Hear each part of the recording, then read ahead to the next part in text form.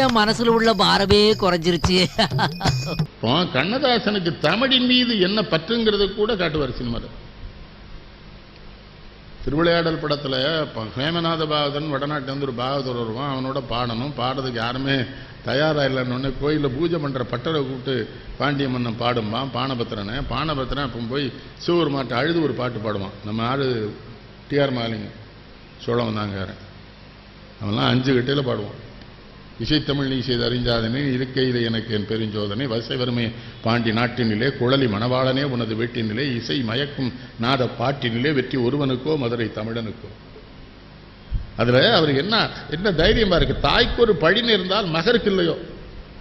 சிவபெருமானை பார்த்து என்ன கேட்கிறான் அந்த பட்டரு, ஏய் தமிழுக்கு பழின்னா என்ன சொல்லலாம்? தமிழ் யாருக்கு தாயா? சிவபெருமானுக்கு தாயா. தாய்க்கு ஒரு பழி நேர்ந்தால் மகருக்கு இல்லையோ, அன்னை தமிழுக்கு பழி நேர்ந்தால் உனக்கு இல்லையோ. கடவுளுக்கு அம்மா யாருங்க? அதான நமக்கு சொல்லி தந்தாங்க. மதுரை தமிழ் சங்கத்தின் முதல் தலைவர் சிவபெருமான், அடுத்த தலைவர் முருகப்பெருமான். ஆனா கோயிலுக்குள்ள தமிழ் பேசாதேங்கானே. அவனுக்கு 2 பேரும் தான் தமிழ் சங்கத்துக்கு தலைவராக இருந்திருக்கான். அவன் முன்னால அந்த மொழியில கூடாதுங்க. இது ஜெருசலத்தில் பிறந்த இயேசுநாதருக்கு தமிழ் தெரியுது. சர்ச்சில் பூரா தமிழ்ல தானே ஃபாதர்ஸ் எல்லாம் பேசுறாங்க. இயேசுநாதர் அதை ஏற்றுக்கிட தானே செய்யறாரு. ஆனா நம்ம சிவபெருமானும் முருகனும் ஏற்றுக்கிட மாட்டாங்கன்னு நல்ல கவனிங்க. இப்ப கண்ணன் பிறந்த நாள்ல நீ உங்களுக்கு செய்தி சொல்றேன். கண்ணன் கால பெருமாள் தமிழுக்கு பின்னால போவார். நல்ல கவனிங்க. சிவபெருமான் சப்பரம் போனா சிவபெருமானுக்கு பின்னால தமிழ் போகும், தமிழுக்கு பின்னால பெருமாள் போவார். தமிழ் கூடாதுங்க. கோதை ஆண்டாள் தமிழை ஆண்டாள் கோபாலன் இல்லாமல் கல்யாணம் வேண்டாள் பார் ஆண்டாள பாடும். அதோட நிறுத்துறாரா? தாய்க்கு ஒரு படி நேர்ந்தால் மகருக்கு இல்லையோ அன்னை தமிழுக்கு சொல்றாருங்க. முருகன் போய் பழனி மலையில் நிற்கிறான். ஔவையார் போய் பாடுறான்.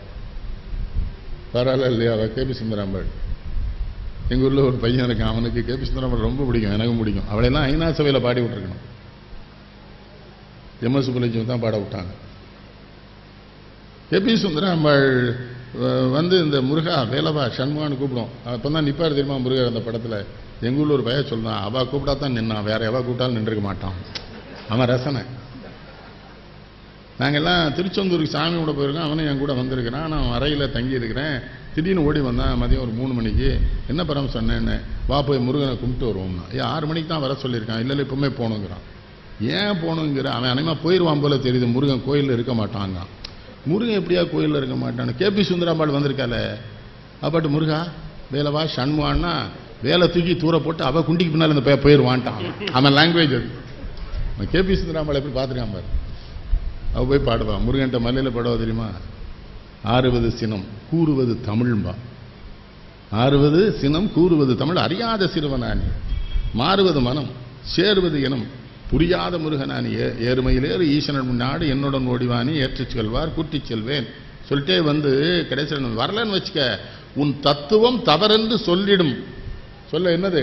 அவ்வையின் தமிழுக்கு உரிமை உண்டுமா? முருகன்ட்ட நம்ம முருகன் குற்றம் பண்ணாலும் அது சொல்றது உரிமை தமிழுக்கு.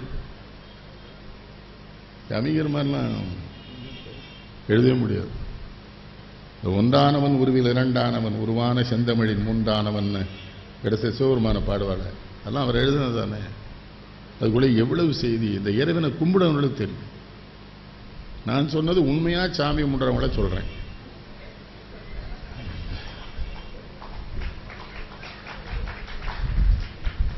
கடவுள்கிட்ட போய் ஒன்றும் கேட்கக்கூடாது.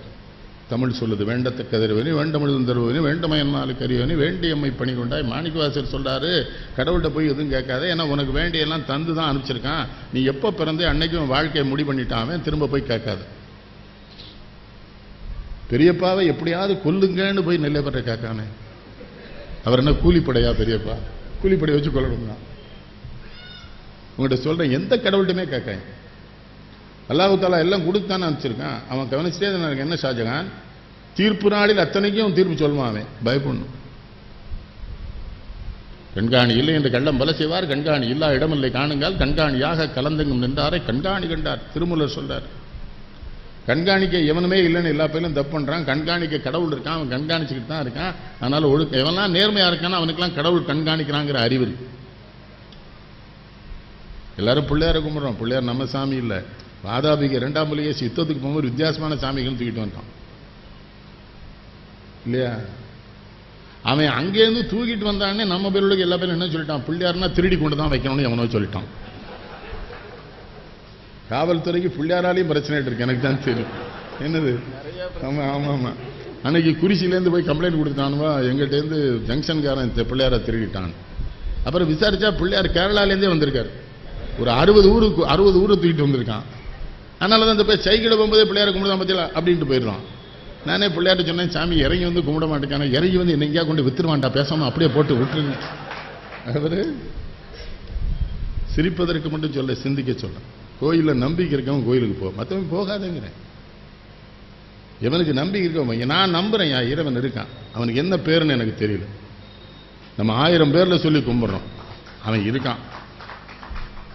அவன் இருக்க போய் தான் நம்ம பார்க்க மிக தீமையெல்லாம் சமூகத்துக்கு விளைவித்தவன் எவனுமே நிம்மதியா சாகல. ஊர்ல தெரியும். ஆடை அணிகலன் ஆடம்பரங்கள் ஆண்டவன் விரும்புவதில்லை, அங்கொரு கண்ணும் இங்கொரு கண்ணும் ஆண்டவன் வழிபாடு இல்லைன்னு எழுதுவார். நினைவருக்கா? பெண்கிட்ட எல்லாம் சொல்றேன், பட்டுச்சேலை கட்டிட்டு தான் கோயிலுக்கு போகணும்னு நினைக்காங்க, சாதாரண நாட்டு சேலை கட்டிட்டு போங்க. இருக்கிற நகையை பூரா போட்டு போதிய தேவையில்லை. கடவுளை கொண்டு காட்டின கொடுத்ததே அவன் தான், அவன்கிட்ட என்ன காட்டுறது? இல்லை ரொம்ப கொழுப்பு அதிக கொழுப்பு. அவன் கொடுக்கலன்னா இப்போ என்ன எடுத்துக்கிடுங்க. இப்போ மணிவண்ணன் ஐயா இருக்கா, இவங்கெல்லாம் நிறைய படித்த பெரியவங்க. இவங்களோட மேடையில் நான் உட்கார்ந்துருக்கேன்னா எனக்கு இந்த வாய்ப்பை தந்த இறைவன் தானே. எது கட்டாலும் நினைவில் இருக்க மாதிரி ஆகிட்டான்ல அவன். தம்பி சொன்ன மாதிரி இந்திய அரசியல் வரலாறு பூரா எனக்கு தெரியும். அதனால இப்போ எவனா தப்பா சொன்னா சங்கடமா இருக்கு. வரலாறையே தப்பா பேசுறானே, ஏதாவது ஒரு வருஷத்தை சொல்லி எதையாவது சொல்லுவான், நமக்கு சிரிப்பா இருக்கு. எல்லாம் தப்பா சொல்றாங்கடான்னு. அவர் டாக்டரேட் வாங்கியிருக்காருங்க, ஆனா தெளிவா தான் சொல்றான். டாக்டரேட் என்ன சார்? நான் ஒரு கவிதை சொன்ன ஒரு மேடையில் ஒரு பெரிய கவிஞனை வச்சுட்டு அவனுக்கு ரொம்ப வருத்தம். என்னத்தான் சொல்லிட்டார் ஐயா, விருதுகள் அனைத்தும் அவரே வாங்கினார், மரணம் மட்டும் தானே வந்தது. எவனாவது மரணத்தை வாங்குதானா என்ன? அதவன் எனக்கு ஒரு பெரிய பல்கலைக்கழகம் முனைவர் பட்டம் தருவேன்னு சண்டை போட்டே இருக்காங்க. நான் வேண்டான்ட்டேன். ஆமாம், எனக்கு தேவையில்லைம்மா. அதே மாதிரி டெக்சாஸ் யூனிவர்சிட்டி எனக்கு தருவாங்க போல தெரியுது. இப்போ அங்கேருந்து ஒரு லெட்டர் வந்திருக்கு எனக்கு, முனைவர் பட்டம் தரணும். ஏன்னா டெக்சாஸ் யூனிவர்சிட்டியில் தினசரி நான் பிளாக் ஸ்பாட்டில் எழுதுகிற கவிதைகளை அந்த பிள்ளைகள் அங்கே போர்டில் எழுதி போடுமா தமிழ். எனக்கு தெரியாது, அவங்க யாருன்னே தெரியாது. பெருக்கத்து வேண்டும் பணிதல் சிறிய சுருக்கத்து. வள்ளுவன் சொன்னா ரொம்ப பெரிய ஆளாகும் போது அப்படியே பண்ணிடாங்க. ரொம்ப சாதாரணமாக இருந்தோம்னு வச்சுக்கோ, தோரணை அவனை காட்டிக்க, அப்போ தான் ஊர் மதிக்கும். ஆனால் இப்போ எல்லாருமே தோரணையாகவே இருக்கான். அதில் இருந்து அவன் சாதாரணமானவன் நமக்கு தெரியுது. நம்ம என்ன பண்ண சொல்றீங்க? யாரை எங்கே வைப்பது என்று யாருக்கும் தெரியலைன்னு ஒரு பாட்டு எழுதார் பழைய பாண்டியன். இங்கு அண்டங்காக்கைக்கும் குயில்களுக்கும் பேதம் தெரியலை, மூடருக்கும் மனிதர் போல முகம் இருக்குதுடா, மோசம் வேஷம் நாசம் எல்லாம் நிறைந்திருக்குதுடா. உங்களுக்கு ஒன்று சொல்லட்டுமாயா, யார் என்ன எழுதினாலும் யாரை நான் பாராட்டினாலும் அத்தனையும் எங்க அப்பா வள்ளுவன்ட்ட வாங்கினா தான் இருக்க முடியும். இவங்ககிட்ட தனியா வந்திருக்காது. வள்ளுவன் சொல்லிடுறாங்க, மக்களே போல்வர் கயவரன் அல்ல, அதான மூடருக்கும் மனிதர் போல. ஐயா வருத்தப்பட்டாங்க, பிள்ளைகளெல்லாம் படிக்க சொல்ல. இல்லை அவங்க சொன்னது சரின்னு. கணிப்பொறி வந்ததுக்கு பிறகு படிக்கிறாங்கன்னு ஷாஜா சொல்ல ஒத்துக்கிறேன். திருநெல்வேலி புத்தக கண்காட்சிக்குள்ள நான் போனேன். ஒரு பொண்ணு வந்து நம்ம கவிதா பதிப்பத்துக்கள் ஏதோ வாங்கிட்டு இருந்தேன். ஒரு சின்ன பிள்ளை வந்து இந்த பள்ளிக்கூடத்து பிள்ளைலாம் விடிய காலம் வருதில்ல, அது வந்து ஒரு திருக்குறள் புத்தகத்தை எடுத்துருச்சு. அந்த கவிதா பதிப்பத்தில் இருந்த பையன் அது 125 ரூபா வாங்குறான். அது ஒரு 100 ரூபா வச்சிருந்து. நான் உடனே சொன்னேன், நீ வாங்கிக்கடான்ட்டு. நீ வாங்கிக்க, என் பில்லை போட்டுக்கடா, என் இதில் சேர்த்து. அந்த பொண்ணு வந்து என்கிட்ட 100 ரூபா கொடுத்தது. திருக்குறள் படிக்கிறேன்னு நீ சொன்னதுக்கு உனக்கு நான் 1 லட்ச ரூபா கொடுக்கணுண்டா குட்டி, நான் கொண்டு வரல, இந்த 100 ரூபாயை நீ வச்சுக்கோ. ரஜினிகாந்த் வாழ்க்கை வரலாறு கேட்கலையே அது. ஒரு 4 கடை தள்ளி போனோம். இல்லை அவன் எங்க இல்லை செங்க அந்த பையில, அவன் என் கூட தான், அந்த பையன் எப்போதும் கூட வருவான். இன்னொரு இடத்துக்கு போகிறோம், சின்ன திருக்குறள் வருஷம் ஒரு பையன், சின்ன பையன், ஒரு 8ஆம் கிளாஸ் படிப்பான். உங்களை திருப்பி பார்த்தான், உனக்கு அது வேணுமான்னு. ஆமாம் கொண்டு போ. ஆனால் அந்த பதிப்பகத்தார்கிட்ட வேலை பார்க்குற பையங்களையும் அவர் நல்லா வச்சிருக்காரு. அவன் சொன்னான், என்னய்யா நீங்கள் வந்து ஒரு பையனுக்கு திருக்குறள் கூட சொல்லி அந்த புத்தகத்தை நாங்கள் காசு வாங்கினா எங்கள் முதலாளிங்களை திட்டுவாரியா, ஐயா கொடுக்க சொல்லும்போது கொடுத்துட வேண்டியான்னு சொல்லி கொடுத்தான். அவன் என்ன நினைக்கிறான் பாருங்க. திருக்குறள், நாலடியார் எல்லாம் ஆத்தி ஐயா நம்ம எல்லாம் படிக்கும்போது என்ன சாஜானையா ஆத்தி சுடி தான் பள்ளிக்கூடத்தில் சொல்லி கொடுப்பாங்க. கிழவி சொன்னது அவள் எவ்வளவு புரட்சியாக இருந்திருக்கா. அன்னையும் பிதாவும் முன்னறி தெய்வம் இருக்காள. கடவுள்னா யாருன்னு கேட்டிருக்கா. உனக்கு நேர தெரிஞ்ச தெய்வம் உங்கள் அப்பாவும் அம்மாவும்னு. அப்பவும் அவருக்கு ஏதோ சமூக நெருக்கடி இருந்திருக்கு. யாரோ மிரட்டியிருக்கான் அவைய. உடனே ஆலயம் தொழுவது சாலவந்தன் இருக்கான். அப்போமேந்தே இந்த சேட்டையை உனக்கு பண்ணியிருக்கான். இவனுடைய என்ன பண்ண அவ்வையாரையும் மிரட்டியிருக்கான் சாஜு. அடுத்த விதம் சொல்ல போது ஆலயம் தொழுவது அதை படிக்க சொல்லுங்க நம்ம பிள்ளைல. வேற ஒண்ணுமே வேண்டாம். அறஞ்செய்ய விரும்புங்க. அறம்னா என்னது? நேர்மை. அறம்னா வேற ஒண்ணு. எதெல்லாம் நேர்மையோ அதெல்லாம் அறம், எதெல்லாம் நாணயமோ அதெல்லாம் அறம், எதெல்லாம் ஒழுக்கமோ அதெல்லாம் அறம், எதெல்லாம் உண்மையோ அதெல்லாம். இவன் அறஞ்செய்யறதுன்னா சோறு போடுறதுன்னு நினைக்கான். அது நல்ல சோத்தையும் போட மாட்டான். புண்ணியத்தை சேர்க்கான கையெல்லாம் துண்டு துண்டு வெட்டணும். நல்ல சோறு. நான் என்ன சொல்றேன், ஐயன் இட்டு ஒண்ணு தான் சொல்றேன். நீ சாப்பிட்டுட்டு பிச்சத்தை போடாத. நீ பொங்கின உடனே அவங்களை கூட்டி சாப்பாடு போட்டு நீ சாப்பிடு. கண்ணதாசன் எனக்கு ரொம்ப பிடிச்ச விஷயம் தமிழின் மீது இருக்கிற பற்று மட்டும் இல்லை, அவருடைய நகைச்சுவை உணர்வு இயல்பா இருக்கிறது. என்ன சங்கடம் பாருங்க, அவர் ஒரு தீய பழக்கம் வந்துட்டு என்ன பண்றது, அவரை குறையே சொல்ல முடியாம போறான். அவர் உடனே குடியாருன்றான். இவனெல்லாம் முட்டாத்தனமா சொல்லுவாங்க. மேடைக்கு வந்தா குடிச்சிட்டு வர மாட்டாரு, எழுதுற பொழுது குடிக்க மாட்டாரு. அவர் அதெல்லாம் நைட்டு 12 மணிக்கு ஆரம்பிச்சா அப்படியே காலம் 5 மணி வரை. அப்புறம் தூங்கிடுவாரு. 1 மணிக்கு எந்திரிச்சு குளிச்சு அந்த மஞ்சள் சில்க் சட்டையும் வேட்டையும் கட்டி திருநீர் விட்டு குங்குமம் விட்டு வந்தானா நான் சிரிச்சுட்டே சொல்லுவேன், உங்களை குடிச்சான்னு எமட்ட சொன்னாலும் நம்ப மாட்டானே அப்படின்னு. என்ன பிள்ளை வாழ்வார். இல்லை நீ அப்படித்தானே இருக்க. அழகுனா என்ன நிறம், என்ன உயரம். திராவிட இயக்கத்திற்குள் இருந்து கொண்டே திராவிட இயக்கத்தின் தாக்கம் இல்லாத கவிஞனாக அந்த மொழி நடை இல்லாத வேறு மொழி நடையில பேசணும். சாதாரணமா பேசுவார். தென்காசி திருவள்ளுவர் இடத்துக்கு கூட்டிருக்காங்க. இவர் பேசிட்டு இருக்கிற, எனக்கு திருமணம் ஆயிற்று. முதல்வரில் என் மனைவி வந்து அமர்ந்தாள். நான் அவளிடம் கேட்டேன், நான் அழகாக இருக்கிறேனா என்றேன். தலையசைத்தாள். உனக்கு என்னை பிடித்திருக்கிறதா என்றேன். தலையசைத்தாள். உன்னிடம் என் புகைப்படத்தை காட்டினாளா என்று கேட்டேன். தலையசைத்தாள். என்ன சொன்னாலும் தலையசைத்தாள். பிறகுதான் தெரிந்தது, அவளிடம் நான் ஏதேனும் ரகசியமாக பேச வேண்டும் என்றால் அது அடுத்த வீட்டுக்காரனுக்கும் கேட்கும் என்று. இந்த அம்மாவுக்கு காது கேட்காது, முதல் மனைவிக்கு. அதை இப்படி டெவலப் பண்ணி சொல்லிட்டு கடைசியில் சொன்னாரு, எல்லா மனிதனுக்கும் இந்த கொடுப்பனை கிடைக்குமா? நான் என்ன பேசினாலும் அவளுக்கு கேட்காது என்பது எனக்கு கொடுப்பனை அல்லவா, இது பகவான் கண்ணன் தந்ததுன்னாரு. வாழ்க்கை சுலபமா. இயக்கத்தில் என்ன பண்ணியிருக்காரு, எனக்கு ஏதாவது தேர்தலில் சீட்டு தாங்கன்னு கேட்டிருக்காரு. கடைசியில் பாண்டிச்சேரியில் தாங்கன்னு உடனே கலைஞர் சொன்னாராம், அங்கே நீ எப்படியா நிப்பேன்னாராம்.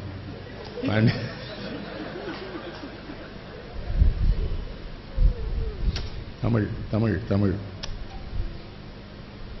இப்போ நான் வந்து இங்கே ஐயாட்ட சொன்னேன், நான் பள்ளி இறுதி வகுப்பு தான் தேர்வு பெற்றேன். பல்கலைக்கழக புகும் வகுப்பில் தோத்துட்டேன். எல்லா பாடத்திலையும் போயிடுது, தமிழ் மட்டும்தான் தேர்வு. ஆனால் அப்போ செலெக்ஷன் உண்டு 1961 பியூசியில். ஆனால் அந்த செலெக்ஷனில் நான் தான் காலேஜில் முதலாவதாக இருந்தேன். ஏன் போச்சுன்னே தெரியாது. எங்கள் தந்தையார் மட்டும்தான் எனக்கு சொன்னாங்க, ஐயாங்கவா உன்னை கடவுள் வேற காரியத்துக்காக படிச்சிருக்கான், அதனால தான் நீ படிக்கலை. நீ படித்தா ஸ்டேட் பேங்கில் உங்கள் அண்ணன் வேலை வாங்கிடுவான், நீ கடைசியில் ஒரு ஜிஎம்மாக தான் இறந்து போவேன். ஆனால் இப்போ நீ வந்திருக்கிற இடம் என்ன தெரியுமா, உன்னோடு பிறந்த அத்தனை பேரும் உன் பேரை சொல்லித்தான் அவங்களை அறிமுகப்படுத்த முடியுமே, அவங்க பேரை சொல்லி உன்னை அறிமுகப்படுத்த மாட்டான்னு எங்கள் அப்பா சொன்ன. அவங்கள்ட்ட தான் தமிழ் படித்தேன் எங்கள் அப்பாட்டு. என்ன சங்கடம் தெரியுமா ஷாஜகான், வெண்பா உருகாரி கல்லானே வெள்ளோலை கண்பார்க்க கையாளுதானே பெண்பாவி பெற்றாளை பெற்றால் பெரும்பளையை பெற்றால் எட்டோமத்தெட்டுன்னு சொல்லிடுவாங்க. உடனே சொல்லணும், வெண்பா ஒரு தடவை உனக்கு நினைவு இல்லைன்னா விட்டுருந்தோம். தமிழ் அப்படி சொல்லி கொடுத்தாங்க பள்ளிக்கூடத்தில் வாத்தியார்களே. ஐயாட்ட ஒரு செய்தி சொன்னேன், கண்ணதாசனின் பக்தி நேரின்னு ஒரு பொம்பளை பிள்ளை PhD வாங்கியிருக்கு புஸ்தகம். அந்த புஸ்தகத்தை எடுத்து திரும்பி பார்த்தேன். அந்த பாட்டு சொன்னோம்ல, தாய்க்கு ஒரு படி நேர்ந்தால், அந்த பொண்ணு எழுதுது, முருகனின் முன்னால் உட்கார்ந்து உருகி உருகி பிரார்த்திக்கிறார். சிவபெருமானால் உட்காந்து பாடலாம் பியானமா. நீங்க முருகன் முன்னால இருந்து பாடினான்னு அவ எழுதியிருக்கா. PhD வாங்கிட்டாள. அப்புறம் தான் நான் தெரிஞ்சது, அது வாங்கத்தானே செஞ்சிருக்கா. பல்கலைக்கழகத்தில் விற்பதனாலே அவள் அதை வாங்குகிறாள். அதை நாம் ஒன்றுமே குறை. அதனால தான் இந்த முனைவர்கள் யாராவது என்று சொன்னா ஒத்துக்கிறது இல்லை. எதுவும் முனையாமலே அதுக்கு சில பெரிய தமிழர்கள் எழுதி கொடுக்க இருக்கான். அவருக்கு 5000 ரூபா அவர் எழுதிடுவார். எது கண்ணதாசன் ஒரு ரசிகன். நீங்க மயக்கமா கலக்கமா, மனதிலே குழப்பமா, வாழ்க்கையில் நடுக்கமா, அது எத்தனை பேரை காப்பாத்திட்டு தெரியுமா? வாலி இருக்கார்ல, வாலி நம்ம ஒழுங்கா டிவிஎஸ்ல ஐயங்கார் நமக்கு வேலை கொடுத்துருவார், வேலைக்கு போயிடுவோம், சினிமா சரிவதான் நினைச்சிருக்காரு. அன்னைக்கு இந்த பாட்டை கேட்டிருக்காரு. உடனேதான் வாலி என்ன பண்றாரு, முயற்சி பண்ணிடுவோம் தான். அப்புறம் தான் எம்ஜிஆர் வர, எம்ஜிஆர் ஒரு பெரிய ஆளாக்கி விடுறாரு. கே.எஸ். ரவிக்குமார் ஒரு டைரக்டர் இருக்கான்ல, இந்த கமல் படத்தை பூரா கூட வந்து பண்ணுவான். அவனும் அப்படிதான் பட்னி அன்னை பட்னி ஊர்ல போய் ஏதாவது சாப்பிட்டுக்கலாம் அப்படின்னு கிளம்பும்போது இந்த பாட்டை, மனசு வேணும். அது இந்த பாட்டில் அடிப்படை என்ன, மனது.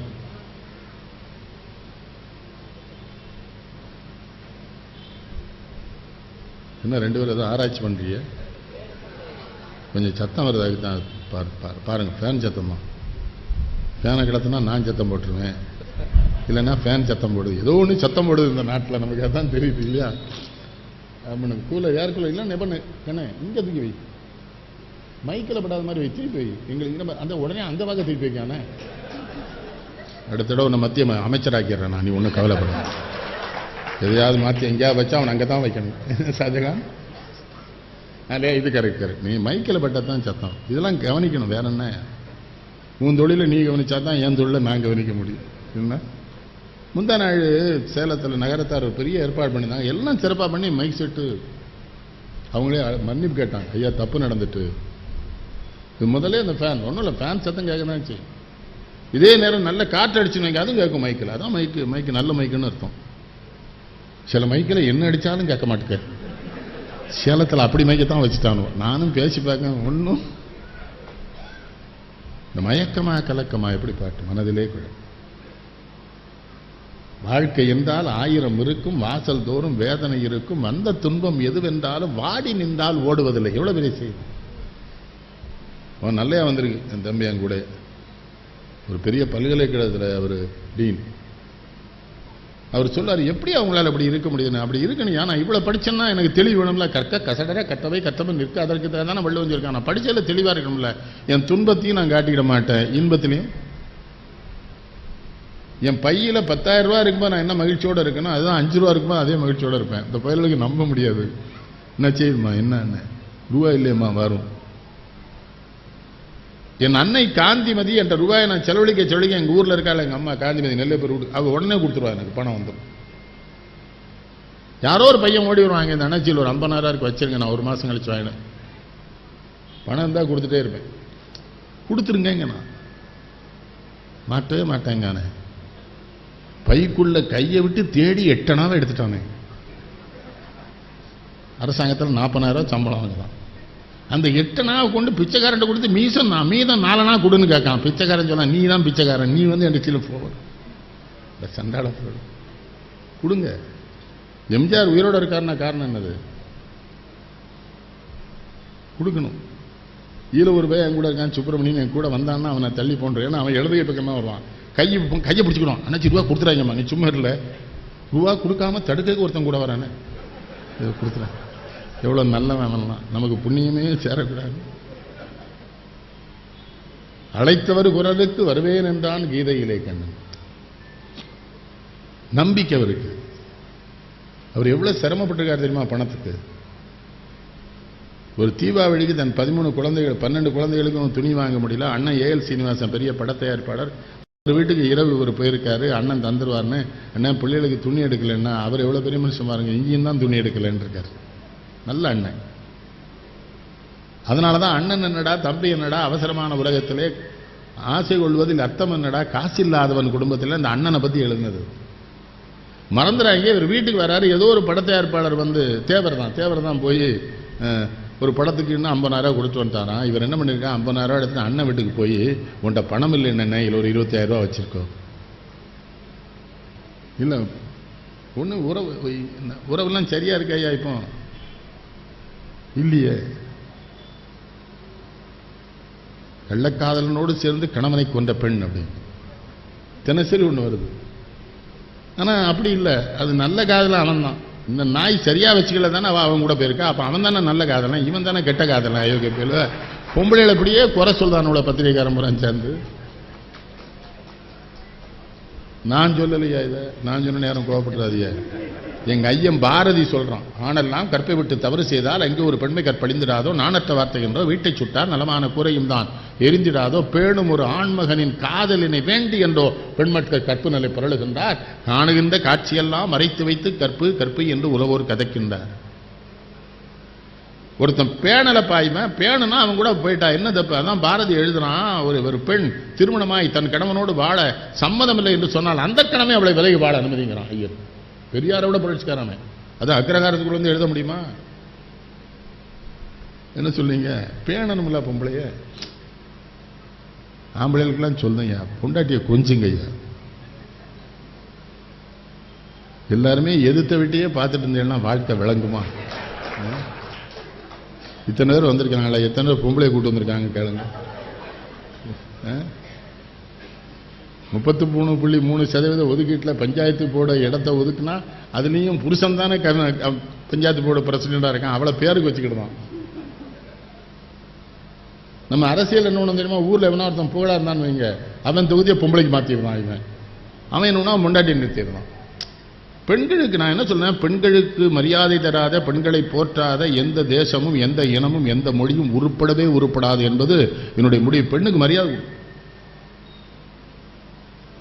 பொம்பளை கூட்டு வந்துருக்கணும்ல, பாதி போவோம். நான் சொல்றது ஐயா புரியும் நினைக்கிறேன். பாதி தப்பு இவனோட அன்பா இருக்க மாட்டான்.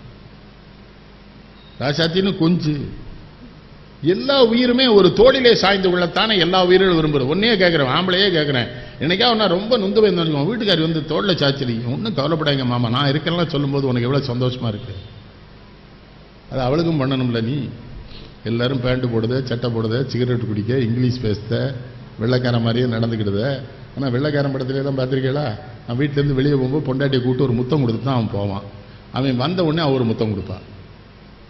செய்யுங்க. என்ன கிடந்த பல்ல நல்லா தேய்க்கணும். அதில் அது ஒன்று தான் அதில் பிரச்சனை. அது நம்ம முன்னக்கூட்டியே சொல்ல வேண்டியிருக்கு இல்லைன்னா அதுவும் விளம்பரத்தில் காட்டுதானே. அந்த புள்ள இவன் கிட்ட பொண்ணு முகத்தை திருப்பிக்கிடுது. ஒரு விளம்பரம் கேட்டதான் முத்தையில. இப்போ சொல்லட்டுமா, எனக்கு நினைவாற்றலையே அதிகம் இருக்காதவன் உன்ட்ட. நான் அப்படிலாம் வாழ்ந்தேன், அன்பா இருப்பேன் வீட்டுக்காரி. அவதான் நமக்கு வீட்டுக்காரி. மாற்ற முடியாது. ஃப்ரிட்ஜுன்னா மாற்றலாங்கானே, எங்கேயா பொண்டாட்டி மாற்றலான்னு விளம்பரம் போட்டால் பல பேர் அங்கே தான் நிற்பான். நல்லா இறைவனை நம்பினோன்னு வைங்க. அதுதான் முதல்ல சொன்னேன், கடவுளை நம்பிட்டோன்னு அவர் தந்த வாழ்க்கை மகிழ்ச்சியாரு.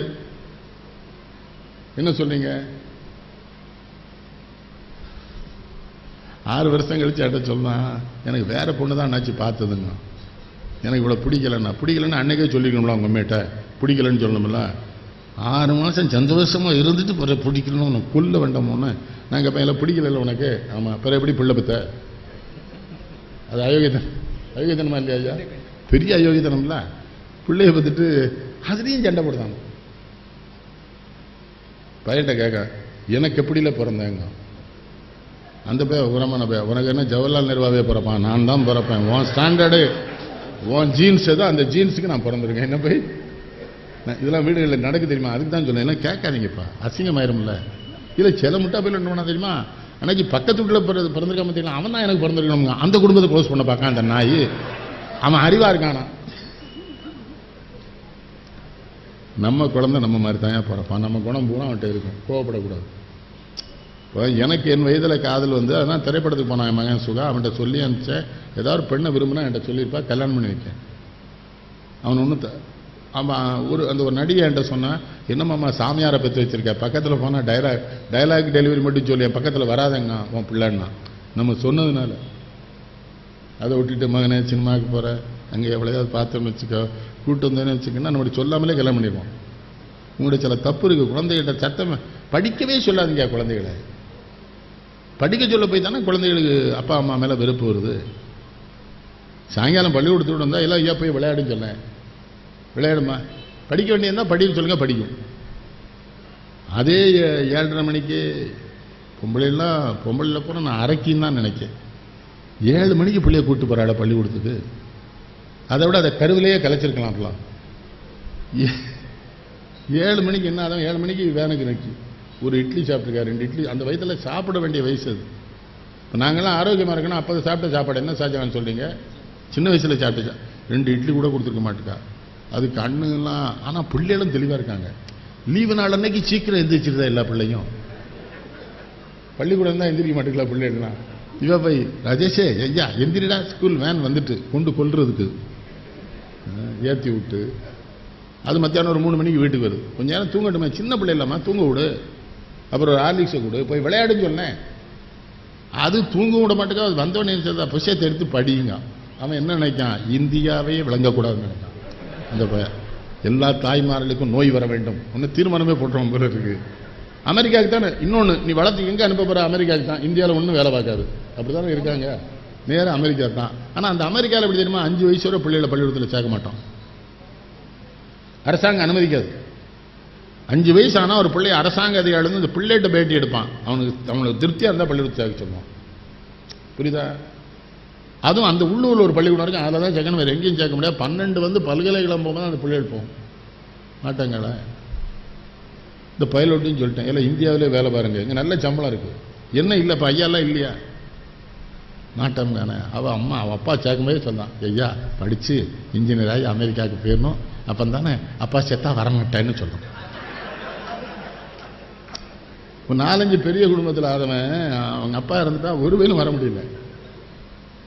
அது அந்த அவங்க தம்பி மகன் இருக்கான்ல, அவன் முட்டை போட்டா தனக்கு ஒரு 10 கொட்டை விறப்பாடு கிடைக்கும், அந்த பையன் வரை காத்துக்கிட்டு இருக்கான், இவன் வரலன்னு. இந்த நாட்டில் இங்கே வேலை பார்க்கணுமா? இங்கே யார் வேலை பார்க்கல? ஐயா நான் படித்தவங்க கூட அங்கே நல்லா தானே இருக்காங்க அமெரிக்காங்க. இப்போ அமெரிக்காவில் இப்போ சட்டம் கொண்டு வர போகிறான். அன்னைக்கு போட்ட மத்தியில் வெளிநாட்டில் இருக்கும் எவனுமே இங்கே 1.5 கோடி இந்தியர்கள் இந்தியாவுக்கு திரும்பிடுவாங்க. 1.5 கோடி இந்தியர்கள். நம்ம அரசாங்கம் என்ன பண்ணணும் தெரியுமா, நம்ம நாட்டை நம்பாமல் அங்கே போய் வேலை பார்த்தவனுக்கு பூரா காப்பாற்ற நம்ம அரசாங்கம். அந்த 1.5 கோடி பேரையும் அரசாங்கம் காப்பாற்ற. உள்ளூரில் உனக்கிட்டு உண்மையாக இருந்தாலும் ஏழை அவனுக்கு வேலை கொடு. இந்த நாட்டை விட்டு போக மாட்டேன், இந்த நாட்டுக்கு உங்க பையாலாம் இருக்காங்களா, இவங்களுக்கு லாடா கொடுக்கணும். அதை சரி கண்ணதாசனுக்கு வரும். எனக்கு இந்த சமூக கோபம் வந்துடும், என்னெல்லாமோ நடக்கேன்னு. பெண்களை குறையே சொல்லுங்க, பெண்கிட்ட அன்பாருங்க. ஆண்கிட்ட சொல்லுது அம்மா, பெண்கிட்ட சொல்ல பிள்ளைகிட்ட அன்பாரு. குழந்தைகளை என்ன திட்டாதீங்க, படிப்பான் எங்கே போயிடுவான். எந்த குழந்தை நீங்கள் என்ன சொல்லலாம் தெரியுமா, கலீல் கிப்ரான் சொன்னா, இந்த குழந்தைகளை கடவுள் உனக்கு தந்தாலும் இந்த குழந்தைகளுக்கும் உனக்கும் தொடர்பு கிடையாதுங்க. குழந்தை அது வளரும். சில பொம்பளை சொல்லாருமா, என் பிள்ளை சாப்பிடவே மாட்டாங்கம்மா, எல்லாம் சாப்பிட தான் செய்யும். எந்த உயிரும் பட்டினியாக கிடக்காதுமா, நீங்கள் தெரிஞ்சுக்கிடுங்க. என் வளர்ப்பு ஒருத்தி அப்போலோவுக்கு என் பிள்ளையை கொண்டு காட்டணும், சாப்பிட மாட்டேங்கன்னு நான் வேண்டாம்னு கேட்கல. அப்போலோ போனால் அவன் முன்ன டாக்டர் எவ்வளோ படிச்சு வந்திருப்பான். காலையில் என்னமா சாப்பிட்டான்னு, ஒரு கப் கேசரி சாப்பிட்டான்னா, அதான் சாப்பிட்டுட்டான்லான்னு அவன். இவன் அந்த 3 இட்லி அவனுக்கு கொடுக்கணும்னு நினைக்கான். அந்த ஒரு கப் கேசரியும் சாப்பாடு தானே. இன்னொன்று தாய்மாட்ட சொல்லணுமா, என்னம்மா போட்டு திணிக்காங்க தெரியுமா, அந்த இட்லியை கொடுத்து வாயிலேருந்து இப்படி வலிச்சு பிள்ளைய பாடாப்படுத்தி ஒன்று அழுது. பிள்ளை ஏன் சாப்பிடலன்னு யோசிக்கணும். நீ ருசியாக இருந்தால் தான் சாப்பிட்டுருமே. அது ருசியாக இல்லை, அவன் சாப்பிடுவான். அவன் தலையில தான் 10 வருஷமாக மாட்டிக்கிட்டான. என்ன வச்சாலும் திங்குமா, குழந்தை திங்குமா. கண்ணதாசன் பேசுகிறேன், இது உங்களுக்கு சொல்லணும் இதெல்லாம். ஏன்னா எங்கள் பங்களாக்கு பஞ்சாயத்து வந்துகிட்டே இருக்கும் ஜனசு. ஒரு பய வந்தாலுமா ஒரு அது மட்டும் இல்லை, பிள்ளைகள் ஏதாவது சேட்டம்னா என்ன சந்தேகப்படணும். ஐயா தான் சொல்லி கொடுத்துருக்காரு. காலை எழுந்தவுடன் படிப்பு, பின்பு கனிவு கொடுக்கும் நல்ல பாட்டு, மாலை முழுது விளையாட்டு என்று வழக்கப்படுத்திக் கொள்ளு பாப்பானா தெரியுமா ஐயர் பாரதியார். நீங்க டிவி சீரியல் பார்க்கறத நிறுத்துங்க. நடு வீட்டில் டிவி வச்சுக்கிட்டு சீரியல் பார்த்துக்கிட்டே பிள்ளைய படி ஏங்க படிக்கும், படிக்கும். டிவியை முதல்ல திருப்பி வை. பிராமணர்கிட்டேருந்து படிங்க. பிராமணரில் குறை சொல்லாங்க, ரொம்ப கெட்டிக்காரங்க அவங்க பிராமணர்கள். எந்த பிராமண வீட்லையும் கேபிள் டிவி கிடையாது. புரிதா? ஷாஜகான் வச்சிருக்க மாட்டான். பிள்ளைகள் வீணா போயிடும். நாதேஸ்வரத்தில் ஆரம்பிச்சு அதில் பாருங்க, சமூகத்துக்கு காட்டுறான்னு அவன்கிட்ட ஒரு ஒழுக்கம் வேண்டாமா ஐயா. அதில் அந்த சின்ன பிள்ளை அந்த பரம தங்கச்சி புருஷன் குடிச்சுக்கிட்டே இருக்கான், திருட போகிறான். அவன் அம்மா அவனோட வாழுங்கால அம்மையை கொண்டான்னா, அவன் குடியாரப்பே திருட்டு பேன்னு தெரியுது. அந்த டைரக்டர் இருக்கான்ல திருமுருகன், அவனையே போட்டு கொல்லணுங்க. இதில் ஒரு பிள்ளை குடிச்சவனோட வாழ மாட்டேங்க. அப்போ அவன் என்ன பண்ண அந்த படத்தில், அந்த பிள்ளைய விலகி வாழ நினைக்கலாம் ஷாஜகான் சார். அவன் அம்மா சொல்ற, என்ன இருந்தாலும் புருஷம் இல்லை, கொல்லு அவளை. அதுதான் ஐயன் சொன்னான். அப்போ விலைக்கு வாழ நினைச்சா விட்டுருங்கடா அவனை. அதுதானே பெரியார் சொன்னார். 71 சொன்னார், எல்லாரும் கொந்தரிச்சான், பெரியார்ட்ட கோவப்பட்டான். யோசிங்கன்னாரு. கண்ணதாசன் எனக்கு பிடிச்சது என்னன்னா அவனுடைய தாலாட்டு பாட்டு. வான் மீனும் தூங்குமே ஒரு பாட்டில் எழுதுவோம். வான் மீனும் தூங்குமே அது ஏன் கண்ணேன்னு அவளே கேட்டுக்கிடுவா பிள்ளைக்கு தாலாட்டு பாடும்போது. வான் மீனும் தூங்குமே எதுனாலயா அது ஏன் கண்ணேன்னு கேட்பா. அடுத்தால சொல்வா நான் தாய் என்றோம். தாய் தாலாட்டு பாடினா விண்மீனும் தூங்கிரும்னு தாலாட்டு பாட்டு எழுதியிருப்பார். தாலாட்டுலாம் எங்கேயாவது இருக்கா சாஜி? நாட்டு சேலை கட்டி நாட்டு சேலையில் தொட்டில் கட்டி பிள்ளைய போட்டான்னு வைங்களேன், அந்த நாட்டு சேலையில் அம்மா வாடை இருக்கும். குழந்தை படுத்திருக்கும் போது அம்மா கூடயே தூங்குறோம்னு நினச்சி தூங்கும். அந்த குழந்தை ஆரோக்கியமாக இருக்கும். அதுக்கு தான் அந்த காலத்தில் நாட்டு சேலை கட்டினான், தொட்டில் அதில் கட்டினான். இப்போ இந்த ஸ்ப்ரிங்கு தொட்டை வச்சு இழுத்து விட்டுறதால அது குதிச்சுக்கிட்டே இருக்கு. அவன் என்ன சொன்னான், அது அம்மா குதிக்க வைத்த குதிப்பை நான் நிறுத்தவே. தாய்ப்பால் கொடுக்குறாளா அழகு போயிருங்க. 35 வயசானா நாய் மாதிரி இருப்பேன். அது கழுது என்ன அழகு போனா போயிட்டு போயிருமில்ல, தான் போகணும்ல. 16 வயதில் சப்பானி சொல்லுவான்ல, வெள்ளை கோழின்னு தெரிஞ்சிருப்பா அந்த சாயம். அதான வாழ்க்கை. குழந்தைக்கு பால் கொடுக்க கொடுக்க கற்பப்பை சுருங்கும், வயிறு அமைக்கணும், உடல் ஆரோக்கியமா கொடுக்க மாட்டேங்கல. ஊரலங்கா தமிழ் என்ன சொல்லுது, பால் நினைந்துட்டும் தாயினும் சால பரிந்தனி பாவியனுடைய ஊன் வரைக்கும் உள்ளொளி வரைக்கும் உழப்பலா ஆனந்தமா எத்தனை சொன்னிந்து புறம் தெரிந்த தமிழ் என்ன சொல்லுது, எந்த தாயெல்லாம் பிள்ளைக்கு பால் கொடுக்கணும்னு நினைக்காலும் அவளுக்கெல்லாம் ஊருங்குது. அதுக்கு ஒரு பாட்டில், அந்த பாட்டில் எப்போது வெந்நிலேயே போட்டிருக்காளுவல சுத்தப்படுத்தணும். அதில் எல்லாம் அடைச்சிக்கிட்டு சினிமா தேட்டரில் போய் உட்காந்துக்கிட்டு நல்ல காட்சி வரும்போது டப்புன்னு பாட்டில் வச்சு அமைக்கிறது. உடனே அந்த பையன் என்ன சொல்லுவான், அம்மா கொடுத்த பாட்டிலை அரசாங்கம் கொடுக்கிற வரை விட மாட்டேன். அவன் பூரா தான் டாஸ்மாக் மெம்பர் ஆனது. இப்போ அம்மாட்ட பாட்டில் வாங்கி குடிச்ச பிறகு எப்படி தப்புவான்? என்ன ஐயா கண்ணதாசன் குடித்தார், அதுக்கு எவ்வளோ வருத்தப்பட்டிருப்பார்னு எங்களுக்கு தான் தெரியும். அந்த ஒரு பழக்கம் மட்டும், கம்பதாசன் தான் என்னை அழைத்து சென்றார். அந்த திரவத்தை ஒரு கோப்பையில் ஊற்றினான். நுரைத்து போய் நின்ற அந்த திரவம் அவன் வாழ்க்கையில் அவனை விட்டு போகாமலே அவனை கொல்லும் என்று நான் அறிந்தேன் இல்லையே பார். நான் குடிக்கலன்னு வருத்தப்படுறானே, என்னாச்சு குடிக்க மாட்டேலோ, பழக்கம் இல்லை, கொஞ்சம் கூட குடிச்சது இல்லையோ, என்னெல்லாம் கேட்காம பாருங்க. அதுக்கு ஃபாரின் சரக்கு அடிச்சிருப்பிய இல்லைல்ல, கிடையாது. ஆனால் இவ்வளோ பெரிய இடத்துல இருந்துட்டு அதெல்லாம் எப்படி பழகலைன்னு கேட்காம பார்த்தீங்களா? ஏல இவ்வளோ பெரிய இடத்துல இருந்து நான் அதெல்லாம் பழகாதனால தான் மிகப்பெரிய பதவிகளிலே இருந்து தவறுகள் செய்கிறவன் அத்தனை பேரும் என்னை கண்டு அஞ்சினார்கள், என்னை கண்டு வணங்கினா. அவர்கிட்ட ஒரு பழக்கமும் இல்லைன்னு சொன்னோம். அந்த பழக்கம் இருந்துன்னு வைங்க, நான் மேடைக்கு வர மாட்டேன், எனக்கு அந்த தகுதி கிடையாதுன்னு சொல்லிடுவேன். என்னை கூப்பிடாத மேடைக்கு, வீட்டுக்கு வான்னு சொல்கிறேன், எழுதிக்கோ. ஒழுக்கம் இல்லாமல் மேடையில் வந்து நான் என்ன பேசுறது? பெருந்தலைவர் இன்னைக்கும் நினைக்கிறவங்க, ஆனால் ஒழுக்கத்தை தவிர அவர் வேறு எதுவும் தெரியாத. பொதுமக்கள் பணத்தில் ஒரு பைசா கழிக்க முடியுமா அந்த ஆளால்? 1 கோடி ரூபாய்க்கு மணிமுத்தாரனை கட்டணும், பணம் வசூல் பண்ணி 70 லட்ச ரூபாயில் முடிஞ்ச உடனே மித்தம் 30 லட்ச ரூபாயில் கடனாடாது யானையை உடனே கட்டினார். அந்த பணத்தை செலவழிச்சிட்டாங்கடா, இன்னொரு ஆணை கட்டுங்க. நல்ல வேளை அவர் படிக்கல, படிச்சிருந்தா பெரிய புராடா இருந்திருப்பார். நல்ல பள்ளிக்கூடத்துலேருந்து நான் எல்லாமே பள்ளிக்கூடத்துலேருந்து எஸ்கேப் ஆகிட்டேன். கெடுத்துடுவானு போல என்ன ஆகுறது இல்லை. எங்கள் பள்ளிக்கூடத்தில் தானே என்னை உண்மை பேசுன்னு சொல்லி தந்தானோ 1ஆம் கிளாஸ்லேருந்து. அப்புறம் எங்கள் ஹெட்மாஸ்டர் கேட்காரு, உண்மையை பேசு, நீங்கள் தானே சார் உண்மை பேச சொன்னீங்க. அது பள்ளிக்கூடத்துக்குள்ளே தானே பேச சொன்னேன், வெளியே ஏமில் பேசினாங்காரு. ஏன் சார் பேசாமல் இருந்தால் மத்திய மந்திரி ஆயிருப்பேலாங்காரு. அப்போ என்ன அர்த்தம், பூரா ப்ராடாக இருக்கான்னு சொல்லானே ஹெட்மாஸ்டர். இந்த நாடு விளங்குமா ஐயா? என்னெல்லாம் எழுதுவார், நான் பாடும் பாட்டிலே வான் மீனும் தூங்குமே அது என் கண்ணே நான் தாய் என்று. தாய் பாடினா விண்மீனே தூங்கும்னா குழந்தை தூங்காதா? பாடுங்கம்மா, பாடி தாலாட்டு பாடி ஆட்டு குழந்தைகள். நான் என்ன சொல்றேன், நீங்க குழந்தைகள் வளர்க்கிற முறையே சுகமா இருக்கணும்ல, சரியா வளர்க்கணும்ல. பிள்ளைக்கு தந்தை ஒருவன், நம் எல்லோருக்கும் தந்தை இறைவன். என்ன செய்தி அது? எப்படி முடிச்சுதான் பாருங்க, ஒரு பெரிய மிகப்பெரிய தத்துவத்தை சிந்தனைய 2 வரியில. பிள்ளைக்கு தந்தை ஒருவன், நம் எல்லோருக்கும் தந்தை இறைவன். ஒருவனை நம்பி வந்தாயோ இல்லை இறைவனை நம்பி வந்தாயோ? எது? உள்ளோருக்கு செல்வங்கள் சொந்தம், அது இல்லாருக்கு உள்ளங்கள் சொந்தம். இல்லாத இடம் தேடி வருவான், நம் எல்லோருக்கும் தந்தை இறைவன். கடவுள் எங்க வருவான்னு சொல்லாரு கண்ணதாசன். எவன் ஏழையோ, எவன் உண்மையா இருந்தானோ, நேர்மையா இருந்தானோ, நாணயமா இருந்தானோ, அவன் வீட்டுக்கு தான் கடவுள் வருவார். மற்ற எல்லா வீட்டுக்கும் கூட்டா வருவாரா கடவுள்? சில பேர் கோயிலுக்குள்ள போனால் கடவுளே டென்ஷன் ஆயிடுறாரு, இவன் எங்கே வந்தான்.